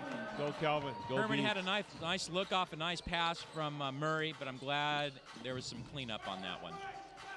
And it's just kind of been that night. Some of those shots look good, and they just kind of fall out. It's not been a lack of the effort. Now there's your foul. Oh, gee. Did they call on there's Adam? no way you can get away with that one. Stevenson has just had his number tonight, Googs. Yeah, he's had a clinic on him. Okay, now let's see what the stats say. Did they say 6? And Navarro's kind of given that look. Him and Hunter have the book of knowledge out. They put it away. And yeah, you got it. They're going to go small with Feast. So 1 big man and 4 guards, and your big man has 5, Gary. Yeah, yowza. So Herman finishes the night. And it's been a struggle for the young guy. He made double figures in points. Looks like he's collected some rebounds and a steal, but he's had a tough time on defense with Stevenson. Well, anyone with Stevenson. Lake Pool. Swimming again. 112.92, 9 minutes to go. All right, let's see what we got here. Doyle's trying to figure out what they're running. All right. And Murray has the taller Chaz Cock on him there. And there's a 3 look for Bradley. No. And no rebound either. See, that's where you hurt, Googs. No rebounds. Yeah. You can pretty much expect few rebounds now with the lineup we have. And Cock takes it in on Lechtenberg, but no. The follow-up, no. Oh, there we go. Volcano ball. Hey, we're still fighting, though. You got it, and that's what you got to do. You just got to keep going. You got to keep going. There's really no other option, Googs. All right, so Murray taking it down. All right, there is Calvin Hampton up for the 2. No. No rebound. Taller Moore gets past Doyle. Yeah. If you're not boxing, the height's going to kill you. Yeah, it looks like JR's going to be coming in. Yeah, I can see that. So there's Hampton on Poole to the cutting Rico Wilkins. No. But you just, they got a rebound, though. Lechtenberg gets it. Wants to hold it up, kind of survey it, see what's up, going to Feast. And Hampton there. Nice, off the glass from Calvin Hampton. He kind of made something out of nothing, Gary. Yeah. He got the ball in a weird spot, but he made his own shot. Yeah, that was a good, intelligent move there. Height advantage. Moore should have went on Andre there, Gary. But they whip it around. Oh, Rico picking that line, but no. Murray's got it. Here we go. Murray's looking at the numbers. Gets past the cat. And it is going to be Volcano basketball. Yeah, that was a nice hesitant move. The cat was there. Murray then goes through. I like that move. Yeah. That's what he said when he swatted that ball away. Yeah, that was fun. And that's IBL basketball, Gary. You get the open floor going, and you get the athleticism of these guys, and it's just phenomenal to watch. Hampton with the 3. Nice. Calvin. Welcome to the 3 club for the night. All right, so Lechtenberg out. You got Feast in, and you got J.R. Moore in there. He caused some problems there. Oh! Beautiful pass from Nick Moore. Yeah, behind the back. And Poole does a little bit of swimming motion. Yeah, there he goes. Yeah, no bueno. All right, so Doyle kicks the ball off to Moore with a little fadeaway. Take it. All right.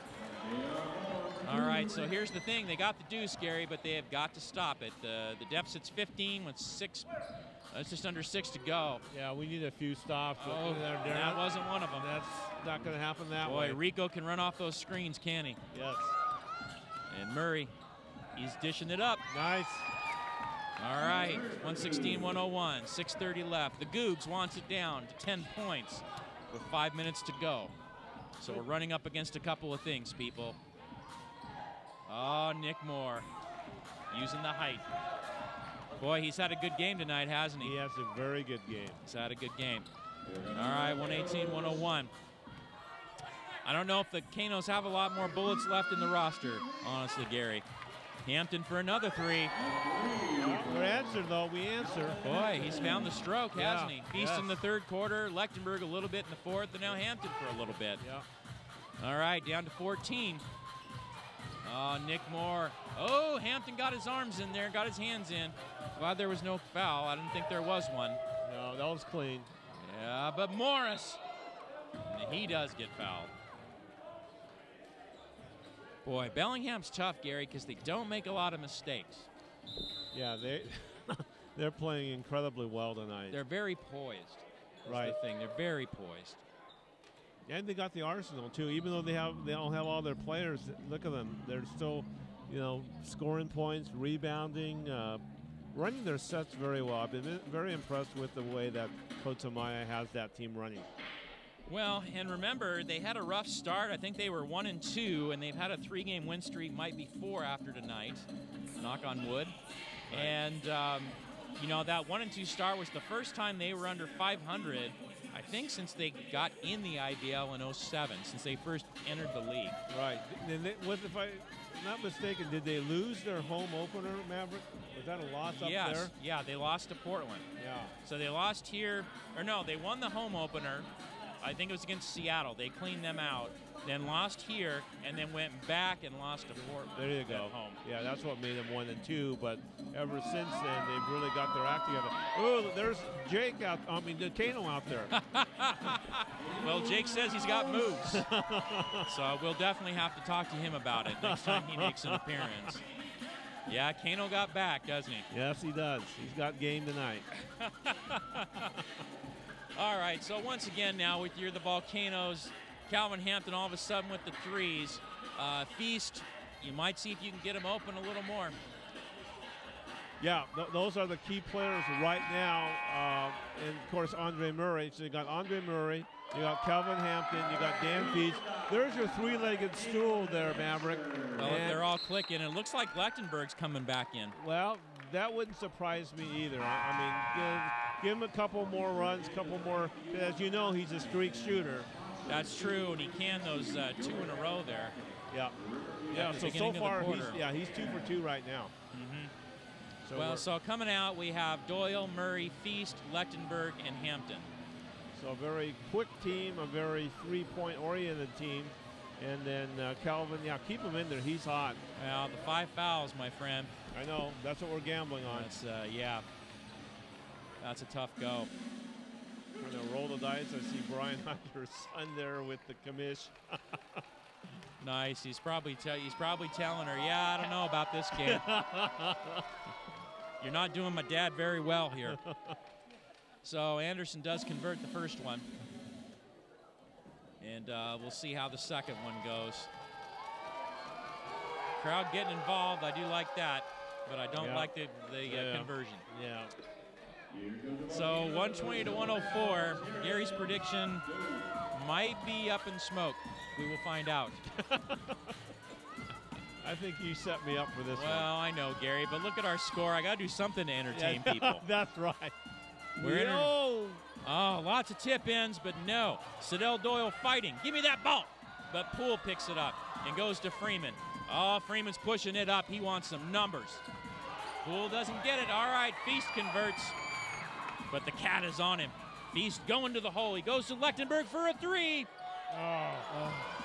We needed that. Oh, and Anderson runs the ball down. Yeah, darn that cat. That was a tough one. I think that was the name of a movie, right? Something like that. Oh, Poole leaning, but no. But Freeman. Geez. Are you kidding me? Freeman was not captured on that right there. Well, so goes my prediction. Oh, geez. All right, so Murray over to Hampton. Spin around. Nice. Calvin's had a good game tonight, Googs. He has. He's had a great year. I'm saying all IBL this year for him. Yeah. Just like 2 years ago. As of right now, I think you're right. Yeah, he has had a great year. Well, and remember, and Coach wasn't sure if he was going to be here the whole season because he's that good. Right. And a nice defense chant, but Nick Moore. That's been about the third or fourth hoop that he has broke our backs. I am just impressed with Nick Moore tonight. Yeah, he has just played it. All right, 124-106, 4 minutes to go. Feast over to Lechtenberg for the launch. No. Hampton, though, rebounds it, comes back. Look at Calvin. Look at Calvin. He's working it. Stevenson hit the deck trying to draw a foul, but this is Calvin's house right now. Right. All right, Murray wants that ball off of Stevenson. Open three in the corner for the Cat. No. Hampton rebounds. Over to Doyle. Doyle wants to push. Murray jumps up and gets it. Here's the three. No. He did that. Doyle hustled, but here's Calvin's wide open ready. Except for Hampton. Don't foul him, Calvin. But he did. And yeah, how do you do that? How do you do that when you just stand there? Yeah. Really? Really? How do you do that? And that should be, if the records are right, his 6th foul. Yeah, it is. I don't know how you do it. I think he's going to go to the door like JR did. That's incredible. Yeah. He just stood there. You know, boy, if we had the replay, watch that, because he just stood there. Yep. And Stevenson or whoever was making the basket there just bumped him almost intentionally, and that's a foul. Yeah. Well, and Stevenson slid to the side too, Googs. Right. It wasn't a straight on. He slid to the side. Yeah. That's a veteran move. Yeah. So, you know, give him credit where credit's due. Yeah, you got it, but what a bummer. You saw the matchup there. You saw what was going to happen, and it's kind of like that, you know, you're watching an accident just unfold in front of your eyes. And Stevenson converts. So Moore is in. And let's see if the Volcanoes can just cut into this thing. Yeah. That's all you can do, right? Right now. It's going to be tough, but let's see what we're made of. Moore couldn't quite convert on the pass from Doyle. So here we go. And it's Bellingham ball. Lechtenberg gave him a problem on defense just enough. Navarro still pretty surprised at what was going on. Pip Bloodsaw gets it for the jumper. No. And, yep.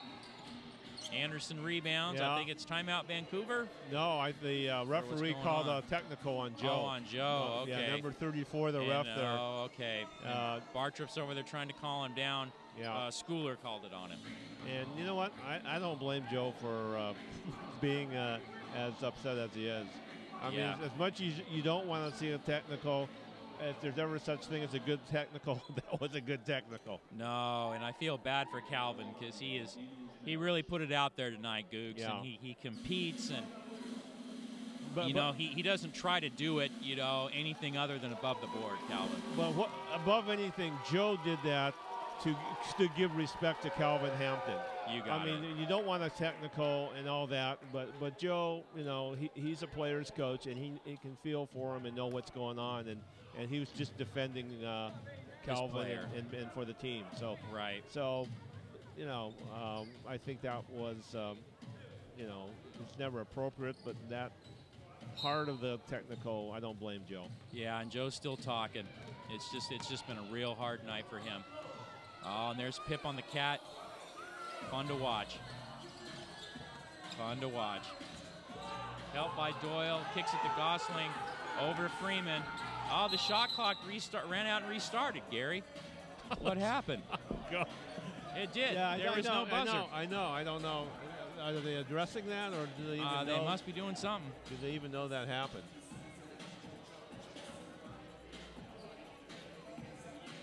Oh, my goodness, Gary.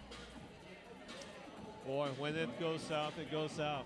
Boy, it sure does, and that's why you have to go play the games, right? Right. Bellingham comes back after a 1-2 start, and they're trying to get their perch atop the league. And now you've got 3 teams after tonight all tied at 2 losses. Yeah, you're right. All to each other. 5-2. All to each other. That's it. Well, that's what's going to make it a really, really interesting season. Well, and looking at the rest of the Volcanoes games, Googs, Like we talked about on the 31st, a week from tonight, the Seattle Flight in town. We don't know a whole lot about them. Sean Kemp's wife started that up last year, right. Kind of a club team. They play like a half a season, and they've kind of played Bellingham the most. And then we have Santa Barbara coming in from that Western California Basketball League, where the Volcanoes had success 2 weekends ago, sweeping 2 games there. Right. And then the Chinooks in town on June 8th, the Salem Sabres on the 13th, and the Lone Star Strikers on June 15th to end the season. So we're halfway through it, Gary, in a big old tie in first place. And like I told you, it's going to be one on the road this year, though, because they're at Portland twice and at Bellingham twice. Okay, yeah, that convinces me it is going to be one on the road. Yeah, they're going to have to pull some road wins out. Amongst those 4 road games, Gary, how many do you think the Canos need? Well, obviously, you know, the obvious answer is all of them, but they're going to have at least 2 or 3 of those road games. I was thinking 3, Gary. They need 3 out of those 4 to stay atop the division. Yeah.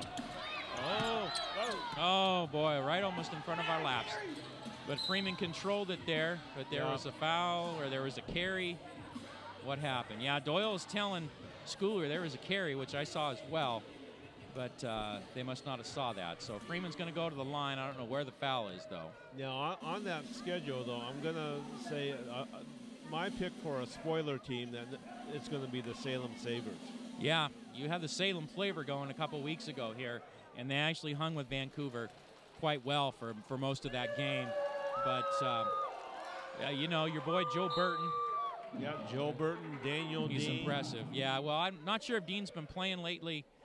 Burton, though, is on the top 10 IBL player to watch list. I think he's 2 behind Andre 3000. And Andre's done nothing to give up that title tonight. Right. He's been amazing. Right. And it looks like Kosai Band's going to get a couple minutes in to end the game. Oh, we got the band watch. That's right, the band watch. The Victory Cigar. Kosai Band. Kosai Band. A year ago, Nippon Tornadoes, all 5-4 of him. Uh-huh. What are his strengths, Gary, that you've noticed? Well, his strengths are definitely his speed, and he can steal that ball, but he's very quick. And as you probably know from watching the Nippon Tornadoes, they're all quick, especially with the 3-point shots. That's true. That's true. So Moore gets it in from Andre, but he gets it back from Moore. No. Pull up ahead to the Cat. One guy to beat, and he doesn't beat Andre Murray enough to convert the shot. Pitt picks it back up. Will he go to Brad? He will, and Brad's going to pop it. Yep. Nice again for Bradley. All right, good run for Brad tonight, Gary. I'm really happy to see him get some minutes and get that groove going. And if he can get into a pattern, Gary, he's going to be fantastic. Yeah, down the stretch, we'll need somebody like that. Pip with a steal to Brad again. Not quite. And Morris pushing it up. Now Bellingham wants to burn some clock. And there's Kosai. Kicks it over to Poole. Back to Kosai. Ball is stolen by Lechtenberg. Push it up, Bradley. Over to Doyle. For a 3, Siddell. No. Got some backboard, though. Over to Stevenson, and there was a foul on Brad. Smart foul. Couldn't get that ball up for any, to even convert it. Right. So like I was saying about Lechtenberg, Gary, now the key with him is if you give him a rhythm, you give him consistent minutes to get the groove, it's pretty good. Yes, yeah, he's really in the groove. And what was the most points you saw him score that one time, Maverick? Well, I didn't see him score it, but it was the second year, his first year with the Canos, the second year of existence for the team. It was a road game in Michigan. He hit 11 threes. Oh, my word. For 33 points, and he had 44 for the game, I think it was. Oh, jeez. 11 threes. Yeah. And then watching him, though, it was a second-half warm-up at Snohomish years ago, probably about 6-7 years back. Coming out of when you do your layup lines for the second half, every time he got the ball instead of a layup, he did a three-pointer, and he hit 21 in a row. That's incredible. Just sat there, just counting it. Yeah, it's like a layup to him. He's gotten on in years, but he still has that touch. He still has the capabilities of shooting the streak shooter. And I think because of the way the schedule is going to be this year, Maverick, you have to win the games on the road. And it looks like as of right now, it'll be between Vancouver, Bellingham, and Portland. You're going to need a guy like Brad Lechtenberg to step up in those games. Yeah, I agree with you on that one, Gary. It's one of those things where you never know when your number's called in one of those road games. And the thing is, Bellingham's been a house of horrors for Vancouver. Haven't won there. That's like the last barrier in the IBL for us. So it could happen Memorial Day. You know, we play up there, so we'll see what happens. Well, in the coaching staff, Hunter and Navarro, they're rounding up before the game tonight. They were rounding up their crew that's going to go over there. So I think they had about 8 or 9, Googs. Yeah, well, I bet you Joe's going to call some others and say, hey, we want a full team up there. Yeah, well, now it's even more important with the game tonight with this result. Right. They really have to go in there and kind of put their best foot forward and leave it out on the floor. So that's going to drop us to 5-2, but it's also the Chinooks are 5-2. Of course, that makes Bellingham 6-2. Yep. So it'll be interesting Monday on Memorial Day. Yeah, and Bellingham, I don't think they've lost on Memorial Day. All these years they've played that game. It's kind of been their tradition, and they do a traditional whooping usually over there. Well, let's see if we can make a change. So, yep, this will be the 3rd time ever that Bellingham has won on this court in the 7 years. And we'll see. So usually home court rules in the thing. So Stevenson converts. 130 to 113, a minute left. Well, Gary, and I'm kind of thinking it was a 9-point loss last week, so this one's going to be quite a bit more than that. Right. And there's Ligon for 2 from the assist from Lechtenberg, and they're going to come out with the press, see if they can pull a couple more possessions out of this. But there's Stevenson. Oh, he loves that press, doesn't he? He loves to break that thing. He breaks it like Kosai for 3. No. Murray up ahead. Ligon with Stevenson to beat, and he does. He's had a nice game, too. Came in at half. Kind of super subbed it there for a little bit in the 3rd quarter as well.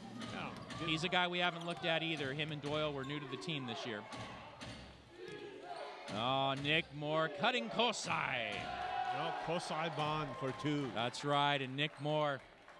Wow, he's turned in a performance for them. Yeah, Gosling hasn't been as much of a factor as much as Nick Moore has for them. Right. Murray for 2. And there's a press once again, 132 to 119. Oh, it's a foul. Lechtenberg fouls Kosai. Once again, get the ball back. And the phone rings. No, is that your phone? It could be. Hello? Hello? Hello, schedule maker. I'd like to talk about these road games coming up. If only. All right, so Kosai hits the first. Good to see him get some minutes. He didn't see the floor the first time they played here. And he got 1 minute in Portland last night, so he's, I think, 3 minutes tonight. And he's converted 4 points. 4 points. So good for him on that. Now, do you know if that was another part of an exchange program like the Volcanoes were doing? I really don't know on that. How he got over there? Haven't got the word on that. Okay. So Feast converted the 3 on the other end, and here come the slam back. Rico's going to dribble the thing out. And that's your ball game. So, well, they cut into the lead at half, Gary, but it still doesn't feel very good. Well, so yeah, we're gonna see if we can round up an interview. That'll be interesting, Gary, because we haven't really did many on a loss. Right. And I think we're gonna need to get somebody, which might be interesting too. So we'll see if we're gonna have a break in order to corral somebody or how we're gonna do this. But it's 134-122 in favor of the Slam. And what can you say, Gary? I mean, the Slam just surgically did it. Well, yeah, the Slam, put on a clinic, really. I mean, their offensive sets ran well. They ran their defense well. When you have eight players on that team that's shooting double figures, it's going to be a chore. Who do you guard? Who do you defend? And it was to the Slams, congratulations to them. I didn't think they would spark as quickly as they did because of that game last night against Portland Chinooks. But when you look at them tonight, it didn't look like it had any effect on them. Yeah, I agree with you totally, Gary. It seemed like the first quarter, the first half, even Coach Amaya was kind of forceful on the substitutions, but by the time they got that large lead at the end of the first half and got into the third quarter, he didn't really need that anymore. Right, and then that's going to probably bode well for them, you know, on Monday. And so I think, you know, it's going to be an interesting game Monday, because I don't believe the Volcanoes are going to go up there thinking they're going to lose. They're going to go up there and they want revenge, because there were a lot of things that happened in this game that normally doesn't. And I think really we're going to go up there proving that we're the better team and finally break that jinx up there winning at Bellingham. Yeah, that's going to be needed. So, Gary, if we're going to do this post-game thing, who do you want to see over here? Boy, let me, while they're taking pictures here, you tell me, who do you want? Well, how about we get us a Pip Bloodsaw? Okay, you want the Pipster? Yeah, how about we get Pip Bloodsaw? All right, I'm going to dash over there and see if I can grab him. You're going to dash? Okay, well, right. But in a minute here. I mean, we've still got things to talk about. Yeah, okay. Okay. I mean, it's not in that hurry. But yeah, thank you for making the Wish My Command. You know, and it was very interesting there, because Pip, still a fan favorite and still very gracious with his time, despite a tough result. Or maybe we're getting Calvin Hampton. Yeah, I think we're getting Calvin. We'll get Calvin. I always want you to talk to a Beeve. So yes. we'll get Calvin Hampton. That we can do that. All right. So we'll be right back, and then we'll come back with Mr. Hampton. So the final, once again, the Slam 134, the Volcanoes 122. All right, Calvin.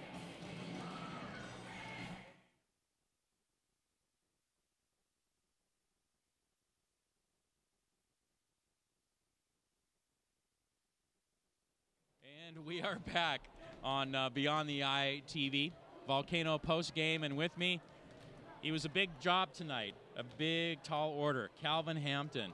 Good effort tonight. I appreciate it. I just really wish that, you know, we were able to turn these efforts into a W. That's the most important thing towards end of the stretch of the season, and playing a team like this who I love to be matched up against in the championship. So, you know. Nice. It means a lot. Yeah, that's very true, Calvin. Now, tell me, you finished with 29 on the night, 9 boards. You had a couple threes fall there. You were 3 of 3 from the three. Has that been a part of your game, like ever since Oregon State, or when did you develop that? I tried to develop it at Oregon State. That was not necessarily something that I was able to do, but I just worked on it.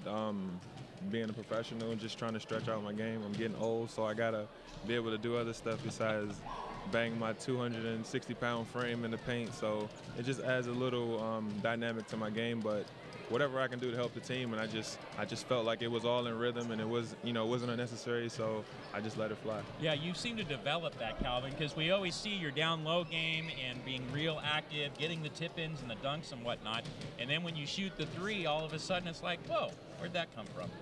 I don't know, man. It's just everybody wants to be a guard, but I know on this team I gotta be a big man. I gotta you know, contribute my efforts offensively and defensively down low, and most importantly, be able to pull out big plays during the stretch, whether it's a block, an assist, a random three-pointer that just goes in, you know, things of that nature. But well, and as they say on the court, when there's a three line out there, everyone's a three-point shooter.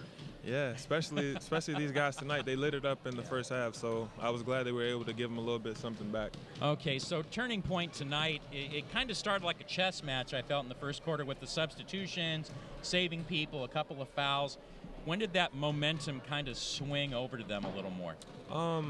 I think the fouls really contributed, as you saw down the stretch. Early in the quarters is when we really jumped into foul trouble. So it didn't favor us towards the fourth, where we weren't able to make our run and edge back. We were able to get it back within 10, but you know, you got a team like Bellingham, and this, you know, it's a chess game all the way down to the end. You got to be able to stay on top of your moves. So. Well, and they seem to have just a lot of guys who'll step up. Yeah. You're not expecting one or two guys, and all of a sudden, here's a putback, here's a three from somebody else that wasn't hot. Yeah. So the thing with it, Calvin, let me give your take on this. I was talking to Gary during the broadcast. Now we have 3 teams tied atop with 2 losses. Us, Portland, Bellingham. We're at Portland for 2. We're at Bellingham for 2, the big one coming up on Monday. What do you think needs to be done to get some W's out of those 4 games? What do the Volcanoes need to do? Just play our game. I think we're one of the best team-oriented teams in the league, and when we have our depth and we're able to use it and stretch teams out, I think that's what makes us the most dangerous, because it's like Joe Navarro says, you know, we got guys that can put 20 up any night at any time. So when we're able to get our depth back and, you know, use it and, you know, manipulate teams and do what we do best, I think that's when we'll be the strongest. And, you know, it's unfortunate when you get holidays and things, guys, you know, got to support their family. But when we get guys back, it'll be important to be able to do what we do best. Well, talk about that, Calvin, because, yeah, I mean, when you've gone overseas, I mean, it's your job. I mean, it's 5 practices a week. It's the same night for a game sort of thing. The IBL, it's quite a bit different. Yeah, it is quite a bit different. You know, guys have other obligations. You know, I work full-time, and, you know, I'm still able to come out here and contribute whenever I can. And, you know, it's just a blessing to be out here. And, you know, holidays. The basketball player's nightmare in the IBL. Seriously. You're going home? No, you can't do that. Yeah. No family for you. And then Gio's situation, is he coming Monday for the trip? Gio should be traveling with us. It'll be real vital to have him back. You know, you have a big 7-footer down there who can clog the middle and do all the special things that he does. He stretch it 15 feet, and, you know, he blocks shots, and he you know, if you give him the ball down there, he can dominate literally, you know. So but that's not necessarily, you know, what he likes to do. But I would really like to see him come back and contribute that, you know. And then last question, talk about Andre Murray this year compared to 2 years ago when you played with him. Man, Andre's morphed himself into another player. He's been doing a really good job taking care of his body. His conditioning has gotten a lot better. You know, his game is a lot smoother. And it was smooth then, you know. Exactly. But it's a lot smoother now. You know, he's easily one of the most dynamic and explosive guards in the league, and I'm just blessed to be able to play with him every year. Well, and if there's another MVP candidate, I haven't seen him yet that's up to Andre's stretch. No, it doesn't compare. We lost the other one with Shea, but yes. I'm glad we still got one left in the hole, and he's you know, he's awesome. You know, he can do whatever, you know, we need at any moment, you know, leading the league in assists and steals, and that's amazing when you're leading the league in scoring as well. So I agree. He does so many things. So thank you for coming out tonight, hanging with us for a little bit. Man, Calvin, I know it it was kind of a bummer of an end for the whole thing, but we've really enjoyed having you back and watching you out there, and it's a treat. I've appreciated being back. You know, I love this organization, and, you know, I'm probably going to pull a Pip, end up playing until I'd love can't it. move anymore. I've called him Brett Favre. I'd love to call you that too, because we love that. And as Gary says, go Beavs. Appreciate it. All day. All right, and that'll do it for tonight. Thank you for coming out. For Mike Koreski, for Calvin Hampton, for Google Gary Akiyama. We will be seeing you soon. Beyond the Eye production.